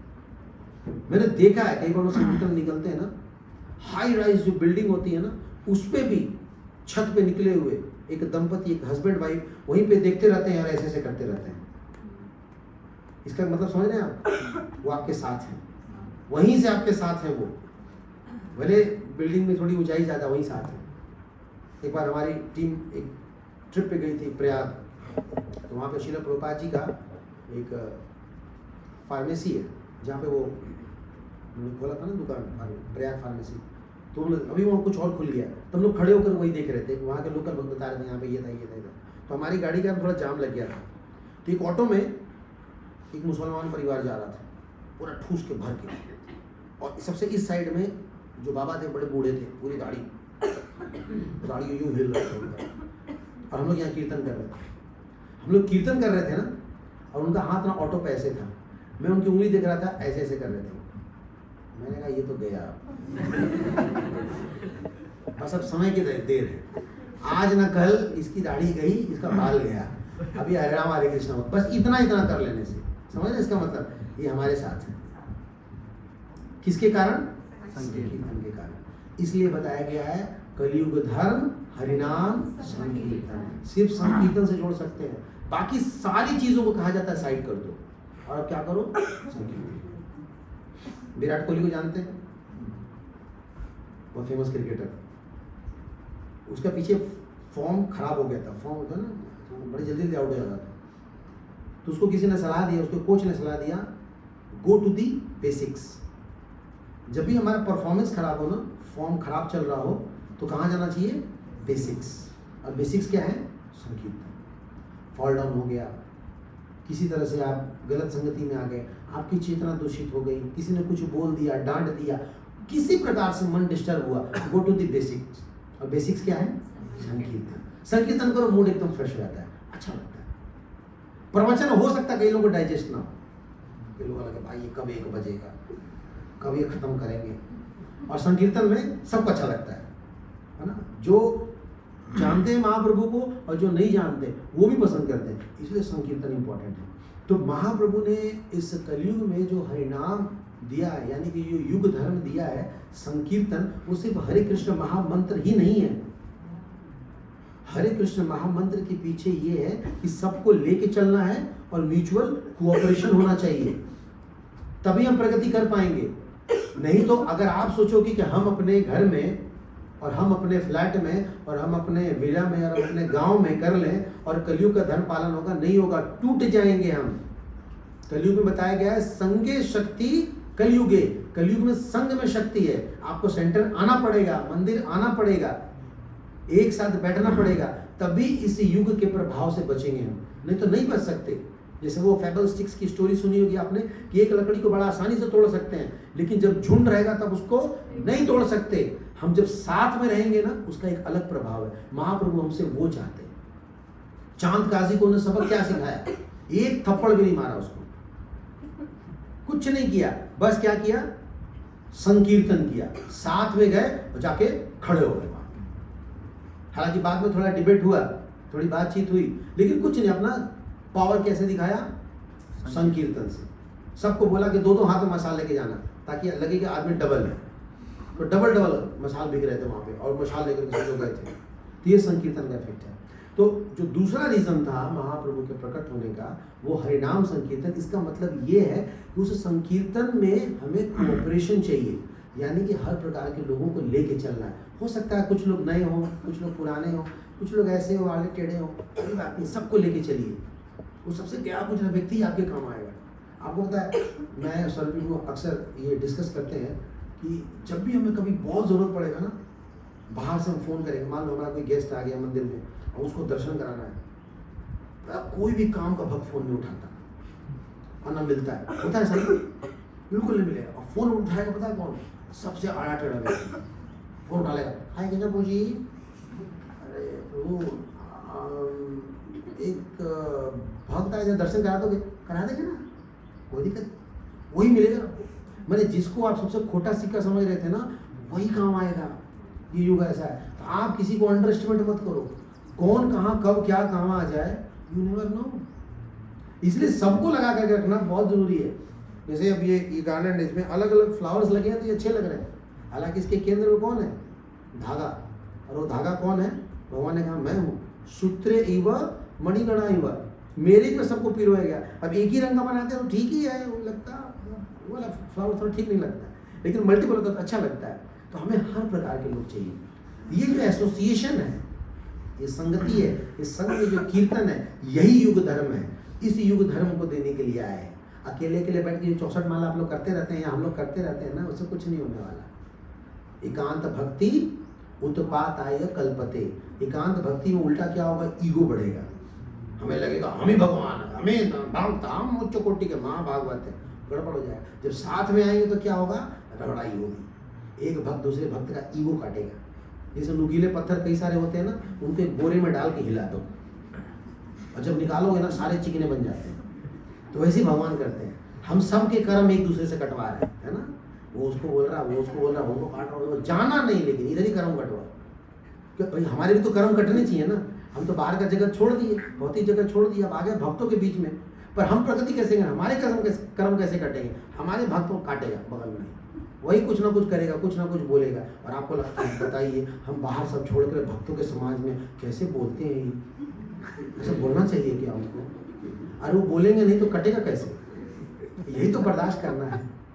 तो भक्तों के समाज में और कुछ नहीं, बस थोड़ा सा ना मन का चक्कर है ना, उसको सहना है, उसके बाद हमारे सारे कर्म कट जाएंगे और साथ में लोग संकीर्तन करेंगे, हरे कृष्णा कृष्णा कृष्णा हरे हरे, हरे राम राम राम हरे हरे। अब हम लोग थोड़ा लीला की ओर चर्चा करते हैं, ठीक है, थोड़ा सिद्धांत फिलॉसफी हो गया, अब लीला की ओर चर्चा करते हैं। तो महाप्रभु ने बहुत सी लीलाएं की और हर लीला में कुछ ना कुछ शिक्षाएं होती हैं, पर एक ऐसी लीला है इसमें ढेर सारी शिक्षाएं हैं।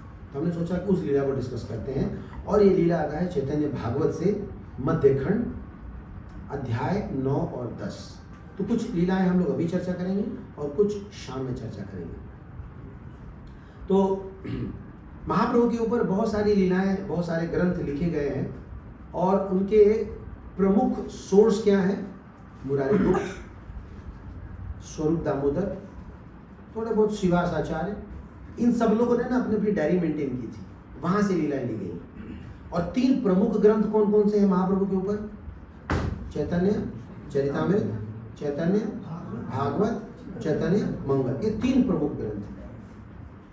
हालांकि श्रील प्रभुपाद जी ने हमें चैतन्य चरितामृत के लिए इंकरेज किया क्योंकि उसमें सिद्धांत ज़्यादा है, बाकी दोनों में लीलाएं ज़्यादा है। तो हम लोग चैतन्य भागवत से डिस्कस करेंगे। चैतन्य भागवत मध्य खंड, जिसके राइटर हैं, चैतन्य भागवत के राइटर हैं श्रील वृंदावन दास ठाकुर, जो कि नारायणी माता जी के बेटे हैं, और या ये कह सकते हैं कि श्रीवास प्रभु के परिवार से ही हैं। हम लोग मामा गाछी जाते हैं ना, वहाँ पे उनका श्रीपट है। तो जो वृंदावन दास ठाकुर हैं, उन्होंने बहुत ही सुंदर तरीके से ना महाप्रभु लीलाओं का वर्णन किया है, और उसमें से एक लीला आती है 9वें और 10वें अध्याय में, 60 प्रहरीय लीला। उसको कई लोग शॉर्टकट में शट बोल देते हैं। शट माने 6 नहीं होता है, यहाँ पे शट माने 7 है। षड माने 6 होता है, 7 माने 7 है। 60 प्रहरीय लीला कहते हैं। एक प्रहर 3 घंटे का होता है और 7 प्रहर 21 घंटे का। प्रहर वर्ड कहीं और सुना है आपने? भगवान कृष्ण गाते थे, 4 प्रहर बंसी वट भटकियो, सांझ परे घर आयो, मैया मोरी मैं नहीं मगन खायो, भगवान गाते। तो 4 प्रहर कहाँ भटकियो? वंशी वट। तो 4 प्रहर का मतलब 12 घंटे। तो मैं सोचा सुबह 6 बजे निकल जाते थे, लग रहा है नहीं, 6 बजे निकल जाते होंगे गाय और बछड़ों को लेकर के, और शाम में आते होंगे।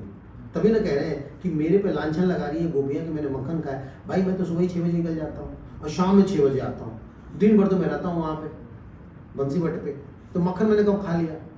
ये प्रहर वर्ड वहाँ से याद आता है। तो एक प्रहर 3 घंटे का, महाप्रभु ने कितना प्रहर किया? 7 प्रहर, यानी कि 21 घंटे का उन्होंने ये लीला किया।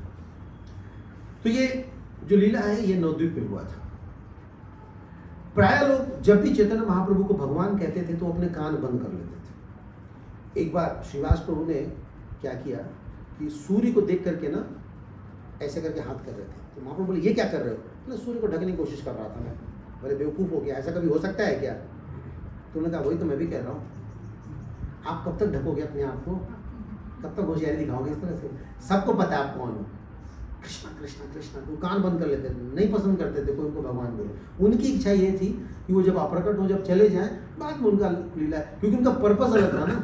पहले लोगों को भगवान बना दोगे तो फिर गड़बड़ हो जाएगा। वो चाहते नहीं थे ना कि उनका भगवान वाली भगवत्ता जो है ज़्यादा चर्चा करे। लेकिन एक दिन उन्होंने क्या किया, भक्तों की इच्छा पूरी कर दी कि भाई तुम भगवान देखना चाहते हो मेरे को, आओ मैं तुमको भगवान बन के दिखाता हूँ। मतलब भगवान बन के क्या, मैं अपना रूप दिखाई देता हूँ। तो एक दिन उन्होंने क्या किया, नित्यानंद प्रभु को लिया और पहुंचे श्रीवास प्रभु के घर पे, और वहां पहुंचे और वहां पे विष्णु जी का सिंहासन था, भगवान विष्णु का, और वहां पे जाके वो बैठ गए। अब लोग बड़े खुश हुए कि क्या बात है, वैसे तो मानते नहीं थे, आज खुद ही जाकर बैठ गए, चक्कर क्या है। और उन्होंने कहा कि मैं आज आप लोगों की सारी इच्छाएं पूरी करूंगा, जो आप लोग मेरे से चाहते थे ना वो सारे रूप दिखाऊंगा, जो जो आप मेरे ऊपर करना चाहते थे, जैसे मेरा अभिषेक करना चाहते थे, मेरे पांव पखारना चाहते थे, मुझे भोग लगाना चाहते थे, मेरी आरती करना चाहते थे, आज सब अलाउड है। जाओ, जिसको जो जो करना है सब लेकर आओ। आज मैं सबके तरीके से हर किसी की तरफ से जो भी कुछ लाएगा मैं स्वीकार करूंगा। इसको कहते हैं सठ प्रहर लीला। और 21 घंटे चैतन्य महाप्रभु ने विष्णु रूप धारण किया, अपना ऐश्वर्य दिखाया और उन सब लोगों को कृष्ण प्रेम दिया जिस पर्पस के लिए उस संसार में आए थे। सब लोगों को जानते तो कई लोग थे, लेकिन ये मानते नहीं थे ना। लेकिन आज भगवान ही फॉर्म में आ गए। अब बोलो, अब जो चाहिए आपको देंगे। तो ये षट प्रहरी लीला है, तो हम लोग षट प्रहरी लीला से पढ़ेंगे। तो इसमें कई भक्त हैं, उनके ऊपर महाप्रभु ने कृपा की। तो कुछ तो जितने भी भक्त हैं, इन सभी भक्तों से हमें कुछ ना कुछ शिक्षाएं मिलती है, टेक अवेज मिलता है। ये षट प्रहरी लीला है, इसमें श्रुति फल ना हर कैरेक्टर के बाद है। हर पात्र से हमें कुछ ना कुछ सीखने को मिलता है। और महाप्रभु खुद सिखा रहे हैं, खुद बता रहे हैं इस भक्त की खासियत क्या है। तो उन भक्तों के माध्यम से हम लोग भी सीखेंगे। ठीक है। हरे कृष्णा कृष्णा कृष्णा हरे हरे, हरे राम राम राम हरे हरे। हरे कृष्णा कृष्णा कृष्णा हरे हरे, हरे राम राम राम हरे। हरे कृष्णा कृष्णा कृष्णा हरे हरे, हरे राम राम राम हरे हरे। तो जैसा मैंने बताया, 2 अध्याय हैं, अध्याय 9 और 10। इन दोनों में इन षट प्रहरी लीला के बारे में बताया गया। तो सबसे पहले हम लोग षट प्रहरी लीला के महत्व को समझते हैं। महाप्रभु की ये जो दिव्य ऐश्वर्य जो प्रकट करते हैं, उसके बारे में हम लोग सुनते हैं। यहाँ पे हम लोग अभिषेक भी करते हैं। क्या पुष्प अभिषेक हो गया या होगा? हो चुका है। चलिए, तो आपने जो अभिषेक किया महाप्रभु का, उसके बारे में भी आपको यहाँ जानने को बहुत सुंदर मिलेगा कि उस अभिषेक का क्या लाभ है। तो हम लोग श्लोक बाय श्लोक चलेंगे। बोलिए, भक्त गोष्ठी सहित गौरांग जय जय, भक्त गोष्ठी सहित गौरांग जय जय। सुनीले चैतन्य कथा भक्ति लाभ होय, सुनीले चैतन्य कथा भक्ति लाभ होय। मात्र आपको बैठ के क्या करना है? मेहनत है। चबाने में मेहनत होता है, दर्द कर जाता है। कभी कभी कोई मेरे को भुट्टा देता है। एक होता है भुट्टा और एक होता है वो क्या कहते हैं उसमें, स्वीट कॉर्न। स्वीट कॉर्न अच्छा होता है, वो तो भीतर मैं तुरंत खा रहे। भुट्टा नहीं, दर्द करने लगता है। तो कभी कभी स्वीट कॉर्न बोल के लोग भुट्टा दे देते हैं, दिमाग खराब हो जाता है। हाँ, थक जाते हैं भाई कितना। अभी हम लोग मायापुर गए हुए थे, तो MIH में रेसिडेंस मिला था हमें। तो वहाँ पे 4 सब्जियाँ मिलती थी, 3 सब्जी 4 सब्जी, और डेली एक साग की सब्जी। लास्ट डे पता नहीं उन्होंने क्या साग बनाया था, पता नहीं वहाँ का बंगाल का कल्चर होगा। ऐसा साग बनाया था कि उसमें साग कम और डंठल ज़्यादा था। वो 45 मिनट हम निकाल ही रहे, कुछ ज़्यादा ही मेहनत हो गया। तो हर चीज़ में ना हम कुछ ना कुछ लाभ ढूंढते हैं, कुछ ना कुछ फायदा ढूंढते हैं। यहाँ पे बताया जा रहा है कि अगर कोई चैतन्य महाप्रभु की भक्ति कर मतलब सुन लेता है, इसे खाओ तो मेहनत है, देखने में भी मेहनत लगता है। आपको पता है, बहुत देर तक देखो ना थक जाते हैं। जैसे ट्रेन में बहुत देर तक बाहर देखते रहोगे ना, आपको थकावट हो जाएगी। सुनने में भी ताकत लगता है, खींचना पड़ता है, ताकत लगता है। सुनने में क्या ताकत है? पढ़े रहो, कान में जा रहा है। कह रहे बस बैठ के महाप्रभु के बारे में सुन लिया, तब क्या मिलेगा? भक्ति मिल जाएगा। श्री चैतन्य महाप्रभु की बैठ के सुनना नहीं चाहते, बताओ, लेट के सुन लो, खाली बस सुन लो। तो ये कह रहे हैं कि अगर महाप्रभु के बारे में आपने सुन लिया तो क्या करने का मन करेगा? भक्ति करने का मन करेगा। अब बता रहे मध्य खंड के बारे में कि इसमें क्या है। मध्य खंड कथा भाई सुना एक चित्ते, मध्य खंड कथा भाई सुना एक चित्ते। महाप्रभु गौरचंद्र विहारे मते, महाप्रभु गौरचंद्र विहारे मते। तो मध्य खंड में चैतन्य महाप्रभु की ना जो बड़ी दिव्य घटनाएं हैं वो यहाँ पे बताया। लेकिन कैसे सुनो? एक चित्ते। एक चित्ते का मतलब क्या होता है? 2 चित्ते का मतलब सुन भी रहे हैं और 2 चित्ते। बाद में करता हूँ। हाँ, ये 2 चित्ते हो गए। या फिर आ रहे जा रहे मैनेजमेंट कर रहे हैं, भाई ऐसा है। एक चित्ते मतलब चित्त को एक जगह लगाना है। तो ऐसे करें, सुनो। एवं सुन चैतन्य महाप्रकाश,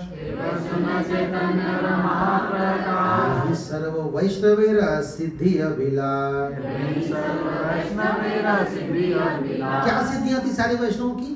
क्या चाहते थे वो लोग? अपने असली रूप में आ जाओ, अपनी असली दिखा दो, आप आपकी रियलिटी क्या बता दो। और माँ बाप बिल्कुल नहीं दिखाते थे कि वो कौन है।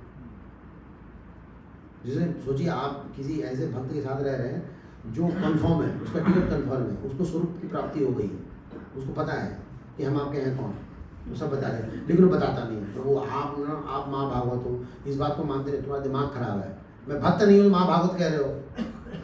फिर नहीं प्रभु जी बता दो ना क्या है सच्चाई आपका राह। अरे कुछ नहीं सच्चाई, जाओ गो एंड डिस्ट्रीब्यूट बुक्स। एक बार श्रील प्रभुपाद जी को आके एक भक्त ने पूछा, Srila Prabhupada what is the meaning of निकुंज योनो रति केली सीति? प्रभुपाद ने कहा this means go and distribute books.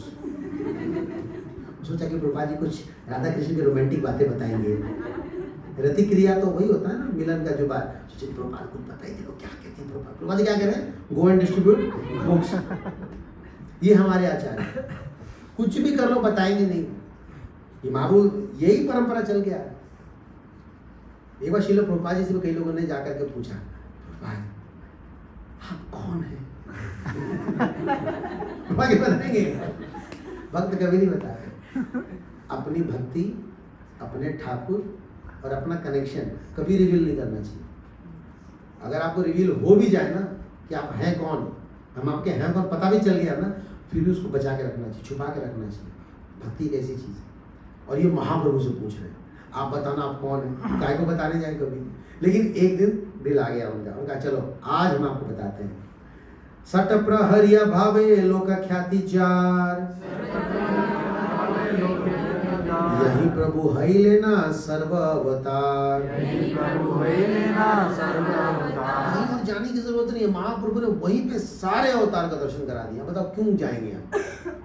अब कई लोग जो है बद्री का आश्रम जाते हैं, चलो जी बद्रीनाथ का दर्शन करने, नर नारायण के दर्शन करने, अब हम चलेंगे रामनाथ, राम जी के दर्शन करने, अब हम चलेंगे द्वारका ऐश्वर्य वाले कृष्ण का दर्शन करने, अब हम चलेंगे जगन्नाथ, जगन्नाथ जी का दर्शन करने। सोचो सारे दर्शन रेवाड़ी में ही हो रहे हैं, आप जाओगे क्या? क्यों जाए भाई, सारे अवतार हमारे घर में ही है, तुम्हें जाने की जरूरत है क्या? भगवान ने बोला कहीं जाने की जरूरत नहीं है। और आगे चल के यही होगा, ये जितने भी आप तीर्थ देख रहे हैं ना, सारे लुप्त हो जाएंगे, कोई कहीं नहीं जाएगा, सिर्फ एक ही तीर्थ जाएंगे। कौन से तीर्थ? नवद्वीप, वहां पे सब मिलेंगे। मेरे को पहली बार ना स्वामी ने बताया प्रणाम करो, कुरुक्षेत्र है। कहाँ भाई कुरुक्षेत्र कहाँ थे? क्या पता है किसको प्रणाम कर रहे थे? हाँ, वो जो ईंट की भट्टी थी ना, उसको प्रणाम कर दिया। मैं तो प्रणाम कर लिया। मैंने बोला भाई कहाँ दिख रहा है? कुरुक्षेत्र दिख कहाँ रहा है? वो जो भट्टी है ना वही कुरुक्षेत्र। मैं नया नया गया था, रास्ते भट्टी को कुरुक्षेत्र कैसे बोल दिया? एक्चुअली हमें नहीं दिख रहा, वो किसी ने बाद में भट्टी खोल दी है ना, जैसे जानू मुनि आश्रम, वहां पता है क्या था? अभी तो क्या ठीक कर दिया, पता है क्या था वहाँ? मुर्गी फार्म था। हाँ, और जाते थे सब लोग प्रणाम करते थे। मुर्गी फार्म को क्यों प्रणाम कर रहे हैं? बाद में पता कि जानू मुनि रहा करते थे, लेकिन हमें नहीं दिखेगा वो सब चीज़, हमारी आंखें वैसी नहीं है। पर सारी लीला स्थलियाँ हैं। शुद्ध भक्त परम पूज्य पताका महाराज, परम पूज्य लोकनाथ महाराज, उन लोग सब लोगों को सब दिखता है, वो सब जानते हैं वो सब चीज़, हम लोग नहीं समझ सकते। तो जैसा बोलते वैसा मानना चाहिए। तो महाप्रभु की जितने भी अवतार हैं, जितनी भी लीला स्थलियाँ हैं, जितने भी तीर्थ हैं, सब के सब आपको नवद्वीप में मिलेंगे। चाहे पुष्कर हो, हरिद्वार हो, काशी हो, सारे के सारे आपको वहाँ आएंगे। सब के सब लोग वहीं पहुँचेंगे। इवन राधा कुंड, श्याम कुंड वाले भी हम पहुँच जाएंगे। सब एक ही तीर्थ होगा, नवद्वीप। और हो सकता है कि आपके शरीर छोड़ने से पहले ये दिन भी कंफर्म हो जाए। हम तो 20 साल पहले नहीं मानते था, अब तो हम सब मानते हैं। तो जो बोलते हो मानते हो, वो तो कहेंगे नहीं भी हो तो भी मानते भाई, कागज में हो तो भी मान लेंगे, क्योंकि ये हो रहा है प्रकट धीरे धीरे। जैसे भक्ति विनोद ठाकुर को किसी ने कहा कि, एक अंग्रेज ने कहा कि आप कह रहे हो यहाँ पे अंग्रेज आएंगे, देश से विदेश से यहाँ पे जय सच्चिदानंद गाएंगे, how is it possible? This is so far, सुदूर क्षेत्र, मैंने नॉर्थ 140 किलोमीटर दूर, 100+ किलोमीटर दूर कोलकाता से, इस गांव में आके अंग्रेज गाएंगे जय सच्चिदानंद, जय सच्चिदानंद। क्या आपने किताब में लिखा है? बोले मैंने नहीं, महाप्रभु ने बोला है कि लोग आएंगे और गाएंगे, और आज गा रहे हैं, आ नहीं रहे। कहाँ कहाँ से लोग अंग्रेज वहाँ पहुँच रहे हैं। मैं जब पहली बार जा रहा था ना बस से, उसमें 5-6 घंटे लगते थे, रास्ता खत्म ही नहीं हो रहा था। और शाम होने लगा, डर लगने लगा, कहाँ ले जा रहे यार ये मुझे तीर्थ के नाम पे? बस चले जा रही है। मैंने मुगला बोला भाई कहाँ जा रहे हो? नवदीप जा रहे हैं, कौन सा नवदीप है यार, कुछ नहीं दिख रहा था, चारों तरफ अंधेरा दिख रहा था और सामने से गाड़ी आती है, चलाते भी वैसे। मैंने भाई यही समाधि ना बन जाए हमारा। लेकिन जब वहाँ पहुंचे, मंदिर देखा ना, तब पूरा जान में आ जाए, चलो लोग तो रहते हैं वहाँ। सोचिए महाप्रभु के पता है, प्रभुपाद में पता क्या था, एक लाइट जलता था उस पूरे सड़क पे ना, एक बल्ब जलता था बस, और एक रिक्शा चलती थी। जयप्रताका महाराज जब गए होंगे, उनके ऊपर क्या बीत रहा होगा जब उनको बोला गया कि चैतन्य महाप्रभु का जन्म स्थान है। जन्म स्थान तो कोबरा स्थान है, यह तो सांप बिच्छू दिखते हैं, भाई जन्म स्थान। सोचो कितना भरोसा कि उन्होंने क्या देखा है और अभी क्या देख रहे हैं। उन लोगों को देख के हमारी श्रद्धा बढ़ जाती है। और 4-5 साल बाद मैं अपनी मम्मी को लेके गया था, इतना गाली पड़ा था मुझे, तू पागल हो गया है और तू जिनसे पढ़ा वो महापागल है, तुम दोनों मुझे ना महापागल बनाने वाले हो, कहाँ लेके जा रहे हो मुझे। मैं कुछ नहीं, मामा बैठे रहो, अभी पता चलेगा। तो कैसे समझाऊं मैं उनको, क्योंकि मैं भी उतना कन्विंस नहीं था। लेकिन वो भी फिर बाद में जब करने लगे। आप सबको भी सही हुआ होगा, पहली बार महाप्रभु बोले, मायापुर बोले, हरे राम हरे कृष्णा बोले, पक्का लगना था कि पागल तो नहीं बना रही है मैं, खुद के तो सर के बाल उड़ गए, हमारे भी उड़वाएंगे। और वही हो भी रहा है, ये फैक्ट है। जब महाप्रभु ने कहा है कि होइबे तो होइबे, सर्वत्र प्रचार होइबे मोर नाम, तो सर्वत्र प्रचार होइबे, चाहे दुबई होइबे चाहे पाकिस्तान होइबे, हर जगह होइबे, और वो हो रहा है। अब देखिए प्रचार हो ही रहा है। तो यहाँ पर उन्होंने सारे अपने अवतार प्रस्तुत किए।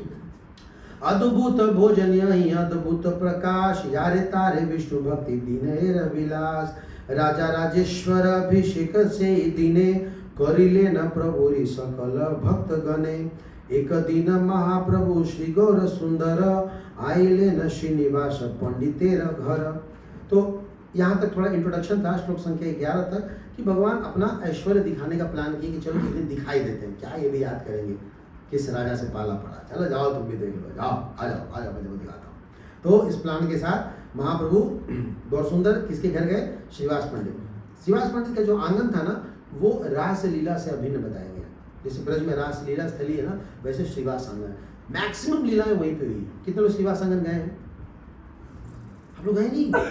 नवदीप नहीं गए? 50% लाइफ वेस्ट। यथाशीघ्र टिकट बनाइए, यहाँ से डायरेक्ट ट्रेन भी जाती है शायद। तो संग नित्यानंद चरण परम विभल, अल्पे अल्पे भक्त गण मिलिल सकल। तो साथ में कौन गए थे? नित्यानंद प्रभु। और वहां पे एक एक करके भक्त लोग जो आ रहे थे। तब भगवान को आवेश आया, आवेशित चित्त महाप्रभु गौर राय, परम ऐश्वर्य करी चतुर दिखे जाए। उन्होंने अपना क्या किया, भाव को प्रकट किया, यानी कि जो रूप है उसको प्रकट होने के लिए कौन सी बड़ी बात है। देखिए भगवान जब संसार में आते हैं, हम जब संसार में आते हैं ना, दोनों माया में पड़ते हैं। बिना माया के गाड़ी नहीं चल सकती, माया जरूरी है। बिना माया के आप बैठ नहीं सकते यहाँ, अब बिना माया के भगवान भी नहीं रह सकते।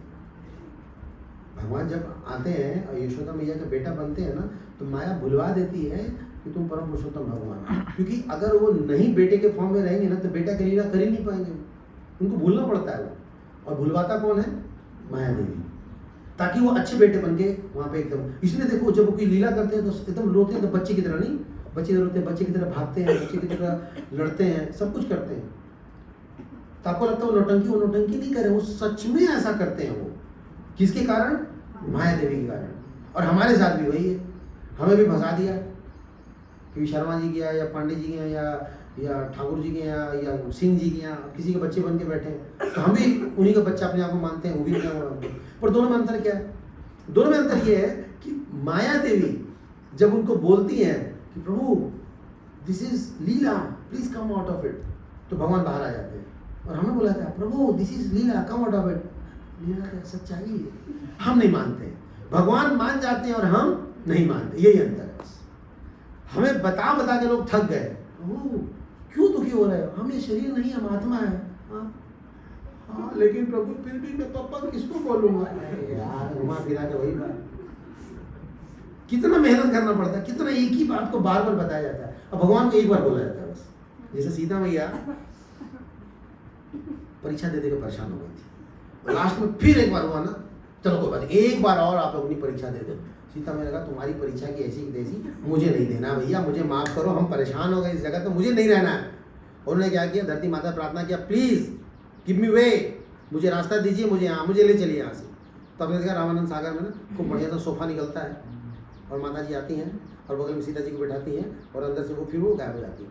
अब राम जी देख कर बर्दाश्त नहीं होता, सीता, मैंने अभी तक तो जंगल गई थी, चलो कभी भी बुला लेंगे, अब तो राम जी भयंकर फायर हुए, ये क्या तुम नालायक हो की वजह से मेरी पत्नी चली गई, मैं छोड़ूंगा नहीं। तो उसी समय ब्रह्मा जी, प्रभु कुछ नया मत करना, मैंने कुछ बोल मत देना, ये लीला चल रही है, सीता कहीं नहीं गई, इस कमरे से उस कमरे में वेट कर रही है, साकेत में है वो। अच्छा हाँ ठीक है। तो भगवान को बताकर भगवान समझ गए कि क्या चल रहा है, लीला चल रहा है। हमें बताना पड़ता, प्रभु क्यों लड़ रहे हो पड़ोसी से, ये शरीर नश्वर है, ये सब कुछ क्षणभंगुर है, कुछ लेके नहीं जाएगा, तो चुप रहे यार, उसी को डांट देते हैं। हमें बात समझ में नहीं आती, ये पैसा रुपया धन ऐश्वर्य सब क्या है, टेम्पररी है। जानते हैं आप, सब लोग जानते हैं पर मानते नहीं। एक भक्त है ना, इतना बदमाश है, एक होली के दिन अलग अलग लोग मैसेज कर रहे थे, लोगों कैसा मैसेज किया है, मैंने कहा हद इंसान इस संसार में भी कैसे कैसे होते हैं। मैं आपको दूर से दिखा देता हूँ, होली का विश कर रहा हूँ, अगर आपको दिख जाए तो।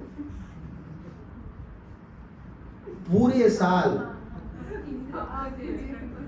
साल होली का ये रंग आपके जेब में है।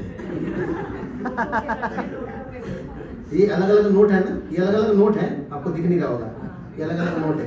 तो क्या लिखा है, पूरे साल आपकी जेब इन रंगों से भरी रहे। अच्छा लगता है ना। मैंने भी स्क्रीनशॉट लेके रख लिया था, सही बात कह रहा, लोग इसे क्योंकि इन रंगों से बढ़कर कोई रंग ही नहीं है, ये आर द बेस्ट। और किसको पता नहीं कि ये क्या है, माया, इल्यूजन है। जिसके पास सबसे ज्यादा पैसा है ना, सबसे ज्यादा, उसका नाम पता है क्या, क्या नाम है वो टेस्ला के मालिक का, एलन मस्क। उसका कुछ दिन पहले ट्वीट आया था कि जो लोग ये समझते हैं कि पैसा सब कुछ दे सकता है, कृपया एक बार मेरे से जरूर मिले। आपको पता है उसकी बेटी बहुत नाराज रहती है उससे, और बेचारा परेशान रहता है उसको मनाने समझाने में। वो पर्सनल लाइफ में बहुत दुखी है और वो बिलियनर ट्रिलियनर हो गया है, इतना अमीर हो गया वो, लेकिन ही इज नॉट सेटिस्फाइड। हमें बात समझ में नहीं आती। मैं अपने ऑफिस में जब जिन दिनों काम करता था, मेरे सामने वाले डेस्क पे मेरा बॉस बैठता था जिसकी सैलरी मेरे से डबल थी, लेकिन पूरे दिन बेचारा वो परेशान रहता था। पूरे दिन ना उसके दिमाग में ये सब चलता रहता था, यहाँ प्रॉपर्टी खरीदो, वहाँ इन्वेस्टमेंट करो, ये उसमें शेर खान होता था ना, शेर खानावदी से लगाता था। मैंने कहा प्रभु, मतलब मुझे इंस्पायर करता था, मेहनत कर, तुझे प्रमोशन लेना है, तुझे तरक्की करनी है। मैंने कहा कि मैं करके कहाँ जाऊँगा, आप ही के कुर्सी पे तो आऊँगा ना। आप कौन सा खुश हो, पूरे दिन रोते रहते हो, और आप जहाँ जाना चाहते हो वो अंदर बैठी हैं श्रीमती काशियाना सिंह, वो इसी पागल बन के बैठी हैं, उधर अलग परेशान रहती है। एक व्यक्ति मुझे ऑफिस में कोई मिल जाए जो बोले ना कि यहाँ आने के बाद ना आनंदाम बुद्धिवर्धनम प्रतिपदम पूर्ण अमृत स्वादनम, ऐसा नहीं होता। कोई पद पोजीशन बता दो जो व्यक्ति बोले कि नहीं ये पाने के बाद ना वारे न्यारे, ऐसा नहीं होता, ना तो बिजनेस में ना तो जॉब में। हमारे कई सारे ऐसे बच्चे हैं जो सेलेक्ट हुए हैं अच्छी पोजीशन पे। लास्ट ईयर हमारा एक बच्चा ना आईएएस में टॉप किया था, आईईएस में टॉप किया था, इलेक्ट्रॉनिक एंड कम्युनिकेशन से। अब मुझसे बात करता हूँ, आनंद आ रहा है, जो वहीं ठीक था, फंसा दिया है लोगों ने, एक पल के लिए भी जीने नहीं देते। सरकारी नौकरी कई लोग सोचते हैं कि बहुत बढ़िया होता है, आप करके देखो, ये सब दूर का ढोल है। नहीं ऐसा, जिसके पास है उससे पूछ लो ना। लेकिन माया ऐसा प्रलोभन दिखाती है ना, लोगों को क्या लगता है, नहीं जब मुझे मिल जाएगा ना मैं बहुत खुश हो जाऊंगा, मुझे बड़ा आनंद आएगा। प्रभा जी कहते हैं ना, शादी का लड्डू जो खाया वो पछताया और जो नहीं खाया वो भी पछताया, उसी हाल है, वही हाल है। तो ये माया इल्यूजन भ्रम ऐसा ही है। मजे में तो अगर है तो कोई भक्त ही है बस, अगर कोई डिवोटी है ना वो हमेशा मजे में रहता है। कोरोना काल में इतने लोग निपट गए, शायद ही कोई ऐसा होगा जिसके पहचान का कोई न मरा हो। और हमारे यहाँ मंदिर स्टॉप कैलाश में सारे मजे में थे, डेली फीस्ट खाते थे, खा सबका वजन 2-2, 4-4 किलो बढ़ गया, कोई टेंशन ही नहीं है, लगता था कोरोना हमारे कंपाउंड में आएगा नहीं। भक्त खुश रहते थे, क्यों पता है, क्योंकि भक्ति करते थे। तो यहाँ पे यही कह रहे हैं कि प्रभु अपना ऐश्वर्य दिखा रहे हैं चारों तरफ सभी भक्तों को। और यहाँ पे आपके काम का एक श्लोक आता है जो आपको उच्चारण करना है। बंद करा, बीच में टच करते रहना पड़ेगा मुझे ना, टेम्परेचर हाई हो गया गर्मी के कारण। अन्य अन्य दिन प्रभु नाचे दस्य भावे, शंके ऐश्वर्य प्रकाश पुनः भागे।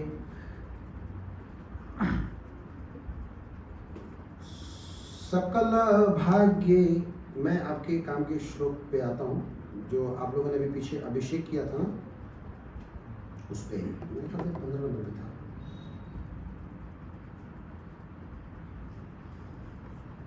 पे सॉरी।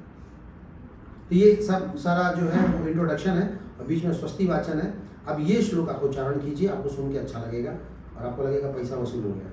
बोलिए, जारा पद पद्म जल बिंदु दिले मात्रा, जारा पद्म जल बिंदु दिले मात्रा, सेह ध्यान साक्षात की दीते आचे पात्र, सेवा ध्यान साक्षात की दीते आचे पात्र, तथाई पतारे नाही जम दंड हो, तथाई पतारे नाही जम दंड हो, हेन प्रभु साक्षित सबर जल लय। निकालिए प्रभु साक्षित।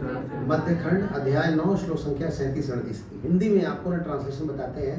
इसमें कह रहे हैं कि तथाइप तारे नाही यम दंड होय, किनका?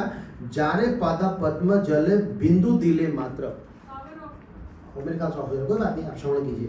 शुरू में बात यही था ना, सुनना है। तो जारे पद पद्म जल बिंदु दिले मात्र, मिला ट्रांसलेशन? श्लोक संख्या 37-38 बिल्कुल लास्ट में। चलिए मैं आपको बताता हूँ। यहाँ पे ये क्या है, इंग्लिश में भी तो आप थोड़ा बहुत समझ ही सकते हैं, मैं ट्रांसलेट कर दूंगा। एक्चुअली एज इट इज मैं बोलना चाहता हूँ क्योंकि इसका भाव एक अलग आएगा। बोलिए, if one offers even a drop of water at the lotus feet of the Lord in meditation, what to speak of directly, he is never subjected to the punishment of Yamaraj. That Lord was now directly accepting water from everyone. समझा? क्या कह रहे हैं? अगर आपने सपने में भी महाप्रभु का अभिषेक कर दिया, जल डाल दिया, सपने में भी, यहाँ तो लोग, आप लोग डायरेक्ट भी डाले होंगे, या जलाभिषेक हुआ, कुछ अभिषेक हुआ, जलाभिषेक हुआ। अगर आपने, मान लीजिए कोई नहीं आ पाया, जा नहीं पाया, ट्रेन में रह गए, गांव में रह गए, आपने अगर सपने में भी ना, मन में भी, एतानि पुष्पानि समर्पयामि एदम जलम समर्पयामि, अगर मन से ही अगर आपने ऑफर कर दिया, जो लोग डायरेक्ट उनकी बात ही क्या है, उनको यमराज का मुंह नहीं देखना पड़ेगा। कितना लाभ है सोचिए। जल डाला था आप लोगों ने, चरण अभिषेक किया था ना, अभिषेक कितना लाभ है। तो ये षट प्रहर लीला में महाप्रभु कह रहे हैं कि खुद डायरेक्ट बुला करके आओ और मेरे को आप लोग ना जल अर्पित करो। ये षट प्रहर लीला का प्रभाव है। अब इसमें उन्होंने क्या किया, आप ही को पढ़ना है, आप ही रखिए। जब बीच बीच में श्लोक आएगा ना, तो वहाँ पे आप निकाल लीजिएगा। एक बार हिंदी में पढ़ दीजिए फिर से, एज इट इज लाइक। यदि कोई केवल ध्यान में ही प्रभु के चरण कमलों पर जल की एक बूंद अर्पित करता है तो वह कभी भी यमराज के दंड का पात्र नहीं बनता। फिर प्रत्यक्ष रूप से जल अर्पण करने का महात्म्य तो वर्णनातीत है। वही प्रभु अब स्वयं सभी के प्रत्यक्ष रूप से जल स्वीकार कर रहे थे। ठीक है ना, तो ये क्लियर हो गया। तो इसलिए जब भी कभी भगवान का आविर्भाव होता है तो हम लोग क्या करते हैं, अभिषेक करते हैं। अगर मान लीजिए किसी कारण से आप मंदिर नहीं आ पा रहे हैं तो अपने घर में ही सही अभिषेक जरूर करना चाहिए। मंदिरों में तो डेली अभिषेक होता है, इसलिए आप जब मंदिर जाते हैं तो एक चीज आपको जरूर मिलता है, कभी मना नहीं करते। वो क्या है? चरण अमृत। उसी को एक साथ बोलते हैं चरणामृत।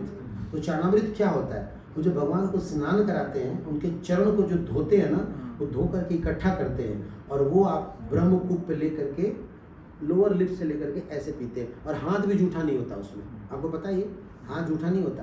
अगर आप इस तरह ब्रह्मकूप बनाएंगे, इसको ब्रह्मकूप कहते हैं। ऐसे हाथ करेंगे, इस यहाँ पे लेंगे और यहाँ पे होठ लगाना है और यहाँ रख के ऐसे अगर ले लेंगे ना, उसको सर पे लगा, वो जूठा नहीं है। ऑफकोर्स अगर मैंगो शेक है तो हाथ धोना पड़ेगा। फिर एक बार द्वारका मंदिर गए थे, उन्होंने चढ़ा था, मैंगो शेक रखा था और हमारे भक्त ऐसे नहीं ऐसे ले रहे थे। तो भाई ये बड़ा वाला चरणामृत, इसमें तो हाथ धोना पड़ेगा। बट जनरली जो ये चरणामृत भगवान के चरणों से निकला है। और क्या बताया गया है, इस चरणामृत का पान करने से क्या होता है? अकाल मृत्यु हरणम, सर्व व्याधि विनाशनम, विष्णु पादोत्तुकम पित्वाम पुनर्जन्म न विद्यते, यानी कि अगर कोई विष्णु के चरण धोवन यानी कि चरणामृत को पीता है तो दो फायदे हैं। क्या? एक अकाल मृत्यु से बचेगा और दूसरा पुनर्जन्म न विद्यते, यानी कि कर्मी जीवन में नहीं जाएगा हमेशा। तो ये लाभ होता है। तो हम कोशिश करें मंदिर आए, मंदिर में प्राप्त करें, नहीं तो घर में कम से कम व्यवस्था करें। तो ये था षटप्रेय लीला का इंट्रोडक्शन। अब एक एक करके ना कई लोगों को प्रभु कृपा करते हैं, अब हम उन कृपाओं को समझते हैं। तो सबसे पहले कृपा उन्होंने क्या किया? दुखी के ऊपर किया। दुखी का नाम सुना है आपने? दुखी माता जी का नाम नहीं सुना आपने? चैतन्य महाप्रभु की लीला में एक माता जी आती हैं जिनका नाम दुखी था। तो कोई बात नहीं, रहने दो बात, मैं ऐसे बोल देता हूँ, आप लोग ध्यान से सुनिए। इनके बारे में श्लोक संख्या 39 में बताया गया है। श्रीवासेर दास दासी गणे आन जल, दास दासी गणे आन जल, प्रभु स्नान करे भक्त सेवार ए फल, प्रभु स्नान करे भक्त सेवार ए फल। फिर इसके आगे कह रहे हैं, जलाने एक भाग्यवती दुख नाम, अपने ठाकुर देखी बोले आन आन। तो शिवास आंगन में महाप्रभु डेली लीला करते थे और एक औरत थी, वो डेली जाके वहां की सफाई करती थी। तो महाप्रभु की नजर पड़ गई एक दिन और उसको क्या बोले, ले आओ ले आओ, आना आना, मैंने जाओ जाओ ले आओ ले आओ ले आओ ले आओ।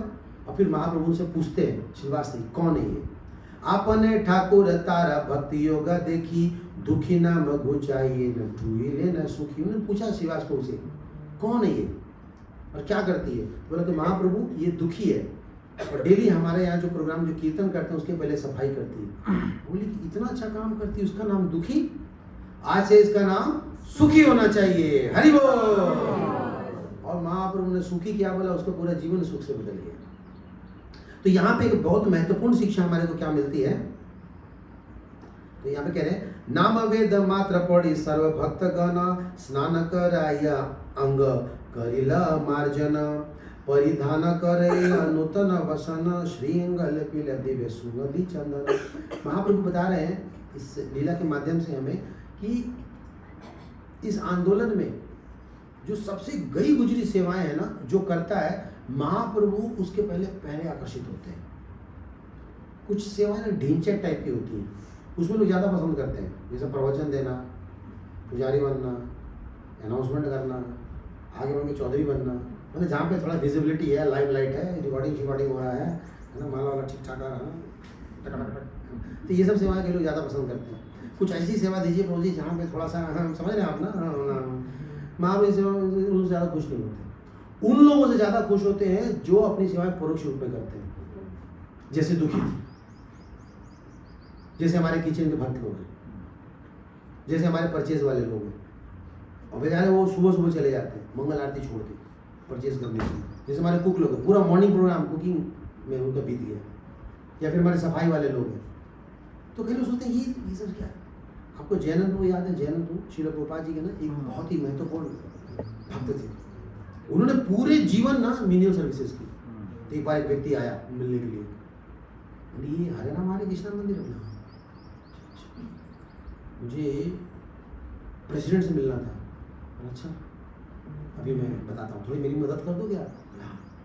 वो ट्रैश साफ कर रहे थे जैनन लोग, जो कचड़ा था ना, कचड़ा मैंने छोटा कचड़ा निकाला बड़े कचड़े में डाल करके वो, और इतने खुश थे कि वो व्यक्ति उनके साथ सेवा करके खुश हो गया। लास्ट में वो बोले चलो मैं मिलवाता हूँ, बोलते नहीं मिलना। लेकिन जिसके यहाँ का कचड़ा साफ करने वाला इतना खुश है, उसके प्रेसिडेंट क्या होगा? बोला भाई मैं आप ही को देख के फुल टाइम हो गया, सरेंडर हो गया। समझिए आप, जैनन को ऐसे थे। और जब उन्होंने शरीर छोड़ा ना, प्रभुपाद ने बोला ये व्यक्ति भगवत धाम गया। हमारे वैष्णव कैलेंडर में उनका नाम आता है जैनन प्रभु का। रथ यात्रा में बोला गया उनका पिक्चर रखना चाहिए। विदेशी भक्त थे वो, कभी कोई फ्रंट लाइन की सेवा नहीं की, कभी कोई प्रेसिडेंट नहीं बने, मैकेनिकल इंजीनियर थे, रात में गाड़ी चलाते थे, पैसा कमाते तो प्रभुपाद जी को देते थे। वो एक ही बात जानते थे, प्रभुपाद करना क्या ये बताओ, what is this service, always on toes. जैसे हनुमान जी का पोजीशन देखा आपने, हमेशा रेडी पोजीशन पे रहते हैं, सर क्या करना है बताइए। एक भक्त ऐसा होना चाहिए। ऐसे लोग जो है ना आकर्षित होते हैं। पर मुझे राधानाथ महाराज एक बार बता रहे थे कि कौन लोग भक्ति में टिके रहते हैं, जिनके अंदर दो गुण हैं। ये दो इंपॉर्टेंट क्वालिटीज हैं। ऐसे तो ब्रह्मचारियों के लिए बताया, पर मैं सबके लिए बता रहा हूँ कि कौन टिकता है। Number 1, honesty towards morning programme, सुबह के कार्यक्रम में ईमानदार, और दूसरा ईगरनेस टू सर्व, सेवा के लिए उत्कंठित रहना, ललायित रहना। सुबह के कार्यक्रम में ईमानदार का मतलब होता है सुबह का बेईमानी नहीं होनी चाहिए। जैसे जब मैं लेट से लेट आते हैं जल्दी फरार हो जाते हैं, हर दिन लेट ही आते हैं, हर दिन आते ही नहीं है, बेईमानी करते हैं, मतलब उनको पता है कि मैं गलत कर रहा हूँ। ईमानदार होना चाहिए, कोई देखे या ना देखे, खुद अपने नजरों में हमें ऑनेस्ट रहना चाहिए। और दूसरा ईगरनेस टू सर्व, जहाँ लगे ना यहाँ सेवा की जरूरत है तुरंत पहुँच जाना चाहिए। जहाँ लगे, जैसे मान लो प्रसादम रेडी है, बाल्टियाँ रेडी है, कड़छी भी लग गई, भोग मिल गया, अब आपके पास दो ऑप्शन होता है,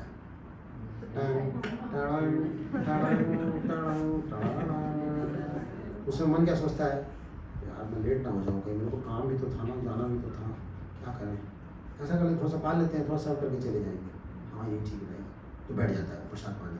और जैसे पेट भरता है ना, और उसका मन चक्कर पकड़ करने लगता है, अरे यार कहाँ सेवा हो पाएगा, लेट भी तो हो रहा ना, सब देखना पड़ता है। प्रभुपाद ने कहा भी प्रैक्टिकल बात आता है, माइंड ऐसा होता है।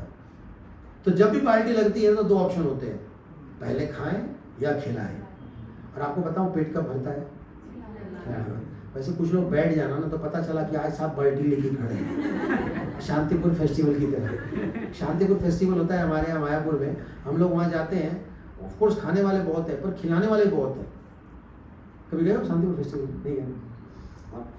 बाल्टी नहीं देते कोई सर्व करने के लिए, मैं ढूंढते रह गया भाई ये बाल्टी आ कहाँ से रही है। और कोई अगर परोस रहा है ना, पूरा लास्ट तक परोसता है, खुद ही उठाने जाता है, अगर पीछे बोला लाइए प्रोजी मैं दे दूँ, अगर आपने दिया वो बाल्टी लेकर फरार हो जाता है, इधर से लेकर उधर से भाग जाता है बांटने के लिए, इतना वहाँ डिमांड होता है प्रसाद डिस्ट्रीब्यूशन का। तो बांटने से, सेवा करने से ना पेट के साथ साथ ना आत्मा भी तृप्त होती है।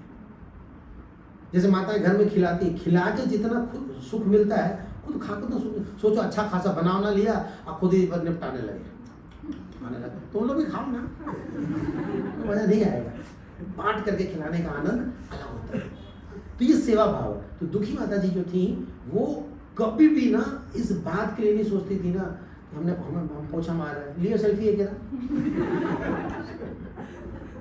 कभी वो नहीं बोली, कभी उन्होंने नहीं बोला सेवा लिस्ट मेरा नाम बता देना, आज फेस्टिवल है ना, जिससे कई बार फेस्टिवल नाम पड़ा जाता है, हम इंडियन भक्तों का धन्यवाद देंगे जो कि गौर पूर्णिमा फेस्टिवल में मदद किए। और सबसे पहले रश्मि माता जी और मनोज प्रभु जी, और ये एक नाम मिल गया, भूल गया, और वहीं से आपको भूला हो रहा है,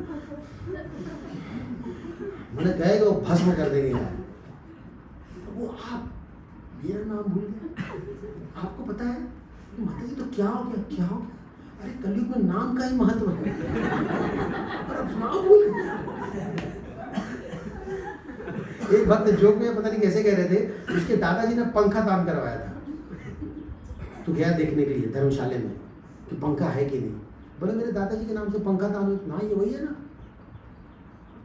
पता नहीं चला, बंद करो यार, बंद किया, पंखा रुका, प्लेट पे नाम दिखा, लाठी, इसको बंद रखा करो यार, चलाते क्यों, नाम का महत्व। ऐसी सेवा हमें नहीं करनी है जिसमें किसकी आकांक्षा हो, लाभ, पूजा, प्रतिष्ठा। तो एक कहावत है, श्लोक आता है चेतन चेतामृत में ही शायद कहीं पे, कि लाभ, पूजा, प्रतिष्ठा एई तो शुक्रेर विष्टा, विष्टा यानी कि पॉटी, लाभ, पूजा, प्रतिष्ठा के जो चक्कर में रहता है वो सुअर के मल के समान होता है। ये जो एक्सपेक्टेशन होता है ना, अब मेरा नाम आएगा, अब मेरा गुणगान किया जाएगा, अब मेरे बारे में बोला जाएगा, आप बहुत बुरी तरह फंसोगे, आप लंबा नहीं चल पाओगे। आप जहाँ गुणगान हो फरार हो जाओ, जहाँ कोई गुणगान करे फरार होने लायक नहीं हो। मतलब मैं तो जनरली ऐसा प्रयास करता हूँ कि इदम कृष्णाया इदम न ममा, इदम गुरुवे इदम न ममा। ये जो भी गुणगान है किसका है, कृष्ण का है, जो भी किसकी वजह से हुआ है, गुरु की वजह से हुआ। अरे गुरु ने हमें सेवा में लगाया तब ना गुणगान कर रहे हैं, हम तो लेके बैठ जाते हैं, अच्छा आपको अच्छा लगा क्या अच्छा लगा आपको, बहुत बुरा फंसेंगे। हम लोगों ने ड्रामा बहुत किए हैं शुरू में ना, मैं अमोगला प्रभु में बहुत ड्रामा करते थे। तो हमारे थे कलाकार, उनको बड़ा अच्छा लगता था गुणगान सुनना से, सबको अच्छा लगता है, कोई हम बोल नहीं सकता नहीं अच्छा लगता, सबको अच्छा, ईगो के प्रॉब्लम सबको है, लेकिन उनको थोड़ा सुनना ज़्यादा अच्छा लगता था। तो थोड़ा भी मेकअप करेंगे ना तो बाहर आके दिखाते थे, ये थोड़ा सा मेकअप कृष्ण बनते थे, वो आके दिखाएंगे, आगे बोलेंगे सत्यभामा कैसा लग रहा है उनको बहुत मजा आता था। और जिस दिन ड्रामे के बाद, जैसे ड्रामा खत्म होता था, लोग आके बोलते थे प्रभु जी क्या किया, कमाल, कैसे कर लेते हो, है ना, अच्छा लगा, क्या अच्छा लगा, बड़ा अच्छा लगा। और अगर किसी दिन तारीफ ना हो ना, भाई साहब बड़ा बुरा लगता था, क्या ड्रामे में कमी होगी, आज कोई ग्रीन रूम में आया ही नहीं, कोई माला पहनाया ही नहीं। ये दोनों ही प्रॉब्लम है ना। धीर होना चाहिए, कोई तारीफ करे या ना करे, भगवान तो देख रहे हैं ना, हम उनकी खुशी के लिए कर रहे हैं, हम आपके सर्टिफिकेट के लिए नहीं कर रहे हैं कि आप मेरा गुणगान करोगे तो ये क्या मतलब बनता है। यानी कि आपका जो भी प्रयास था वो उस तारीफ के लिए था, आपका प्रयास आपने किया और तारीफ मिली, मामला खत्म, आपकी भक्ति तो रही नहीं वो। लेकिन जो भगवान की खुशी के लिए करते हैं वो लंबा चलते हैं। तो दुखी माता जी बिल्कुल ऐसी थी जिन्होंने कभी इस बात का ध्यान ही नहीं दिया कि उनके ऊपर कोई ध्यान दे रहा, और किसका ध्यान पड़ गया, भगवान का ध्यान पड़ गया। एक दिन बस भगवान का ध्यान पड़ गया और सोचो इतना दिन का मेहनत सफल हो गया। आप इतना डेली भोग लगाते हो और एक दिन भगवान खाते हुए दिख गए, दोबारा कभी भोग लगाने की जरूरत नहीं पड़ेगी। आप डेली बुक डिस्ट्रीब्यूट कर रहे हो और एक दिन एक गाड़ी से ब्लू रंग का हाथ निकला, देना मुझे वो लास्ट बुक होगा आपके लाइफ का, तो दोबारा डिस्ट्रीब्यूट करने की जरूरत ही नहीं पड़ेगी, एक बार बस कृपा होगी। इसलिए लगे रहना पड़ता है, लगे रहें और बिल्कुल भी किसी भौतिक इच्छा के या फिर लाभ पूजा प्रतिष्ठा के आकांक्षा न करते हुए। ठीक है, एक और हम लीला करेंगे, फिर बाकी सेकेंड हाफ में डिस्कस करेंगे। हमने सुखी दुखी का किया। अब अगली चर्चा आती है श्लोक संख्या 90 पे। 90 से आता है शिवास प्रभु के बारे में। जिनके घर में प्रोग्राम हो रहा था ना, उन्हीं के यहाँ ये चर्चा हुई और शिवास प्रभु को बुलाया और बोला शिवास अब मैं तुम्हारे ऊपर कृपा करूंगा। तो शिवास प्रभु को क्या कह रहे हैं, शिवासेरा बोले अरे पढ़े तो रमने, बोले अरे तो भागवत सुनी ले देवानंद स्थाने, पढ़े पढ़े भागवत प्रेम रसमय, पढ़े भागवत प्रेम रसमय, सुनिया द्रविल अति तुम्हारा हृदय, उच्च स्वर करी तुम्हें लागिल कांदिते, विवल होइया तुम्हें पडिल भूमिते, अबोध पड़ुआ भक्ति योग न बुझिया, अबोध पड़ुआ भक्ति योग न बुझिया, बालकिया कांदे के न बुझिया, बालकिया कांदे के न, बाह्य नाही जाना तुम्ही प्रेम रविकारे, पड़ुआ तुम्हार नीला बहिरा दुआरे, देवानंद इथे न करिल निवारण, गुरु यथ आज्ञा से मत शिष्यगण, गुरु यथ आज्ञा से। एक श्लोक था जो महाप्रभु कहते हैं,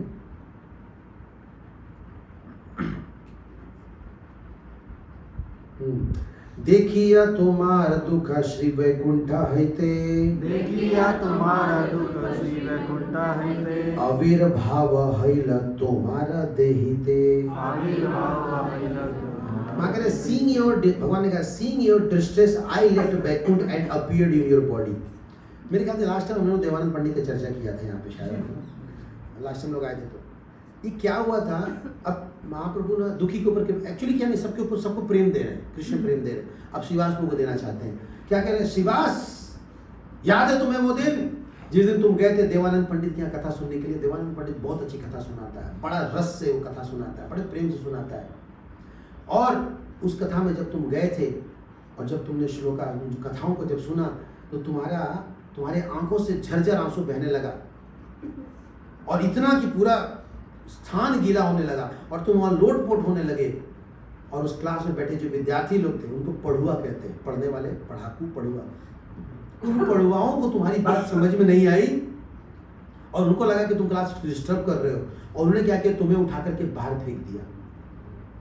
और देवानंद ने क्या किया, कोई निवारण नहीं किया। जो गुरु जी थे बैठे, कोई निवारण नहीं, चुपचाप बैठ के तमाशा देख रहे थे। मौनम सुकृति लक्षण, वो जो तुम्हारे अंदर भाव प्रकट हुआ था मेरे कारण हुआ था। कह रहे हैं देखिए तुम्हारा दुख श्री वैकुंठ हईते, तुम्हारे हृदय में दुख देकर मैं वैकुंठ में बैठा, मैं देख रहा था। आविर्भाव हईलत तुम्हारे देहिते, मैं तुम्हारे हृदय में प्रवेश किया था, मेरे कारण तुम्हारे अंदर आंसू निकले थे। तो तुम्हारे भाव को वो समझ नहीं पाए। अरे तुम्हारे दर्शन करने के लिए तो गंगा जी तरसती हैं, और इन लोगों ने तुम्हारा अपमान किया। और उसके बाद उन्होंने देवानंद पंडित को बड़ी बुरी तरह प्रताड़ित किया था। महाप्रभु जाकर भयंकर डांट लगाई थी। तो महाप्रभु कह रहे हैं कि वो जो तुम्हारे अंदर भाव प्रकट हुआ था ना, मेरे कारण प्रकट हुआ था। मैं आया था तुम्हारे अंदर भाव के रूप में। वो जो आंसू बहे थे ना, मेरे कारण आए थे। तो श्रीला गौर गोविंद महाराज कहते हैं कि हमने जो मंदिर खोला है ना, इस्कॉन मंदिर भुवनेश्वर में, ये मंदिर नहीं, ये क्राइम स्कूल है, ताकि लोग आए यहाँ पे रोना सीखें। ये मंदिर इसलिए खोला गया है ताकि आकर में यहाँ पे क्या करें, रोएं। किसके लिए रोएं? भगवान के लिए। जैसे एक बच्चा अपनी माँ के लिए रोता है ना कि मेरी माँ कहाँ चली गई, मेरी माँ कहाँ चली गई, मैं अपनी माँ से बिछड़ गया, वो तब तक चुप नहीं होता जब तक उसको उसकी माँ नहीं मिल जाती। उसी तरह एक भक्त को ना रोते रहना चाहिए जब तक भगवान स्वयं आए और उसका आलिंगन करके उठा के न लेके जाए। ये हम जीवात्माओं की ना डिजायर्स होनी चाहिए। हालांकि मंदिर में कई लोग आते हैं और रोते हैं। मैंने इस क्लास में देखा कई लोगों को ना ऐसे लोग रोते हैं ना। और एक बार क्या हुआ था, राधेश्याम प्रभु सुना रहे थे कथा, उन्होंने भाव के बारे में बताया कि जब भाव जागृत होता है तो आंख में आंसू होते हैं, रोंगटे खड़े होते हैं और शरीर में कंपन होती है, गला भर जाता है, अष्ट सात्विक विकार ना ऐसी चीज़ें होती हैं। तो नए नए में सब चीज़ें ज़्यादा होती हैं जो नए नए लोग जुड़ते हैं। तो वहाँ पे सिस्टम क्या है ना कि जैसे दर्शन खुलता है तो एक फ्लावर जो है ना ऐसे दिया जाता है, ऐसे भगवान के सामने, वहाँ टोकरी में फ्लावर होता है और सब लोग कहते हैं गोविंदम आदि पुरुषम तमहं भजामि। तो मैंने वहाँ पे दर्शन का स्टाइल ऐसा है, पुणे में चौपाटी में उधर ऐसे करते हैं। तो सब लोग फ्लावर लेके खिलते हैं और यमुना माता जी का आवाज़ ही बड़ा दिव्य है, फुल वॉल्यूम में बजता है। और जब आप नए हो तो बड़ा अजीब सा लगता है। तो पर्दा खुलना, शंख बजना, पर्दा खुलना और म्यूजिक बजना और हाथ में फ्लावर और ऐसे कर रहा था। इस लड़के के रोंगटे खड़े हो गए, बोलता प्रभु जी अष्ट सात्विक विकार आ गया मेरे अंदर भी। रोने का थोड़ी देर में ठीक हो जाएगा, चला जाएगा, फ्लावर दिखाते हैं। तो हम जो नए नए जुड़ते हैं और कभी कभी ये जो फीलिंग हमारी आती है ना, ये लौकिक श्रद्धा है। ये परमानेंट वाला नहीं है, ये टेम्पररी वाला है। हम इसको परमानेंट मान के बैठ जाते हैं। क्या जाता है, आंख से आंसू निकलना चाहिए, कई लोग जबरदस्ती निकालते हैं, निकल थोड़ा निकल थोड़ा निकल, ऐसा नहीं होता है। It will come naturally. कई लोगों को मैंने मंदिर में देखा है, जब मैं ऑल्टर में रहता हूँ, कई लोग आते हैं ना, उसको देख लगेगा ये कृष्ण प्रेम के लिए नहीं रो रहे हैं, अपनी बहू से प्रताड़ित हैं इसलिए रो रही है वो। ये आंसू जो है ना, ये दूसरे आंसू है, असली वाले आंसू नहीं है। एक बार एक बाबा कथा सुना रहे थे राधा रानी के बारे में, बहुत अच्छी कथा सुना रहे थे, और एक माता जी सामने बैठी थी, इतना रो रही थी ना, और बाबा उसको देख रहे थे ना, बाबा ने माता जी के अंदर इतना भाव आ गया। तो सुनाने वाला था पूरे भाव में और अच्छे सुना रहे थे। कथा होता खत्म हो गई। लास्ट में बाबा ने पूछा कि भैया तुम्हारे को देख के ना मैं द्रवित हो उठा, इतना आंसू तो हमने किसी का नहीं देखा, ऐसा क्या भाव जागृत हुआ। कह रही मेरी भी बकरी, उसका नाम राधा था, अपनी बकरी को याद करके रो रही थी। तो हमारे जो आंसू निकलते हैं डुप्लीकेट आंसू होते हैं। हम जो संसार से प्रताड़ित है ना, दुखी हैं, ये वो वाले, ये भगवान से वीरा वाला आंसू नहीं है। वो आंसू अलग होता है, वो आंसू ठंडे होते हैं, ये आंसू गर्म होते हैं। गर्म आंसू ना गड़बड़ वाले होते हैं, ठंडे आंसू खुशी के आंसू होते हैं। उसमें भी कई सारे आंसू डुप्लीकेट होते हैं, तो वो बहुत एडवांस स्टेज पे होता है। तो श्रीवास प्रभु जो है ना, वो जैसी कथा सुनते थे ना, वैसे उनकी आंखें भर आती थी। पुंडरीक पिता ने जैसे सुनते उसकी आंखें भर आती थी। तो हमें कभी कंफ्यूज नहीं होना चाहिए, खुद से भी और दूसरों से भी। खास करके माताओं के अंदर ना ये सॉफ्टवेयर कुछ ज़्यादा ही बड़ा है ना। ये जो टंकी है ना आंसू वाला, यहाँ पे रेडी रहता है, जहाँ कुछ हुआ ना जाना गाना तुरंत चालू हो जाता। तो मेरी एक बॉस थी, मेरे एक ऑफिस की लड़की को समझाई थी, उसका नाम प्रीति गुप्ता था। किसी बात से बहुत दुखी थी, आप इन लोगों की जैसी थी, वो मेरे से बहुत छोटी थी। तो नई नई टीम लीडर बनी थी, तो कुछ हो गया था बात ना, तो लड़कियों को किसी ने कुछ बोल दिया होगा, कुछ कमेंट वमेंट मार दिया होगा, उसको लगा बड़ा तेज बुरा, तो खूब रो रही थी। तो मैम आई और आकर के बोली ना कि बेटा don't waste your tears for this foolish people, these tears are very very precious, preserve them for whom who deserve. इन आंसुओं को बचा के रखिए। संसार के लोग इसकी कदर नहीं करेंगे। इन आंसुओं को बहाना है तो उसके लिए बहाइए जो इसके महत्व को समझता है। और कौन समझेगा? हमें भगवान के लिए आंसू बहाना चाहिए। हम संसार के लिए आंसू बहा रहे हैं, जूते के लिए आंसू बहा रहे हैं। मेरे को नाइकी का जूता देखा, बच्चों को रो नहीं पाते, क्या हो जूते के लिए आंसू बहा रहे हैं। करवा चौथ में साड़ी नहीं मिली उसके लिए आंसू बहा रहे हैं। भगवान, कितनी साड़ियां मिल चुकी, बक्से भरे पड़े हैं। तो पिछले साल का तुमने मेरे लिए किया ही क्या है? भगवान ऊपर देख रहे, कभी मेरे लिए भी रो देती मैया तेरे लिए। तो आंसू बहेंगे और आंसू बहन। अभी कुछ दिन पहले परम पूज्य जयप्रकाश महाराज का मैसेज आया था। महाराज ने कहा था कि अगर अब भी आपके आंसू नहीं निकल रहे ना हरि नाम लेने से, बहुत देर है मतलब, तो आंसू निकलना चाहिए। We should cry for Krishna, and if we cannot cry for Krishna, then we should cry that we cannot cry for Krishna. And if we cannot cry because we cannot cry for Krishna, then again we should cry because we cannot cry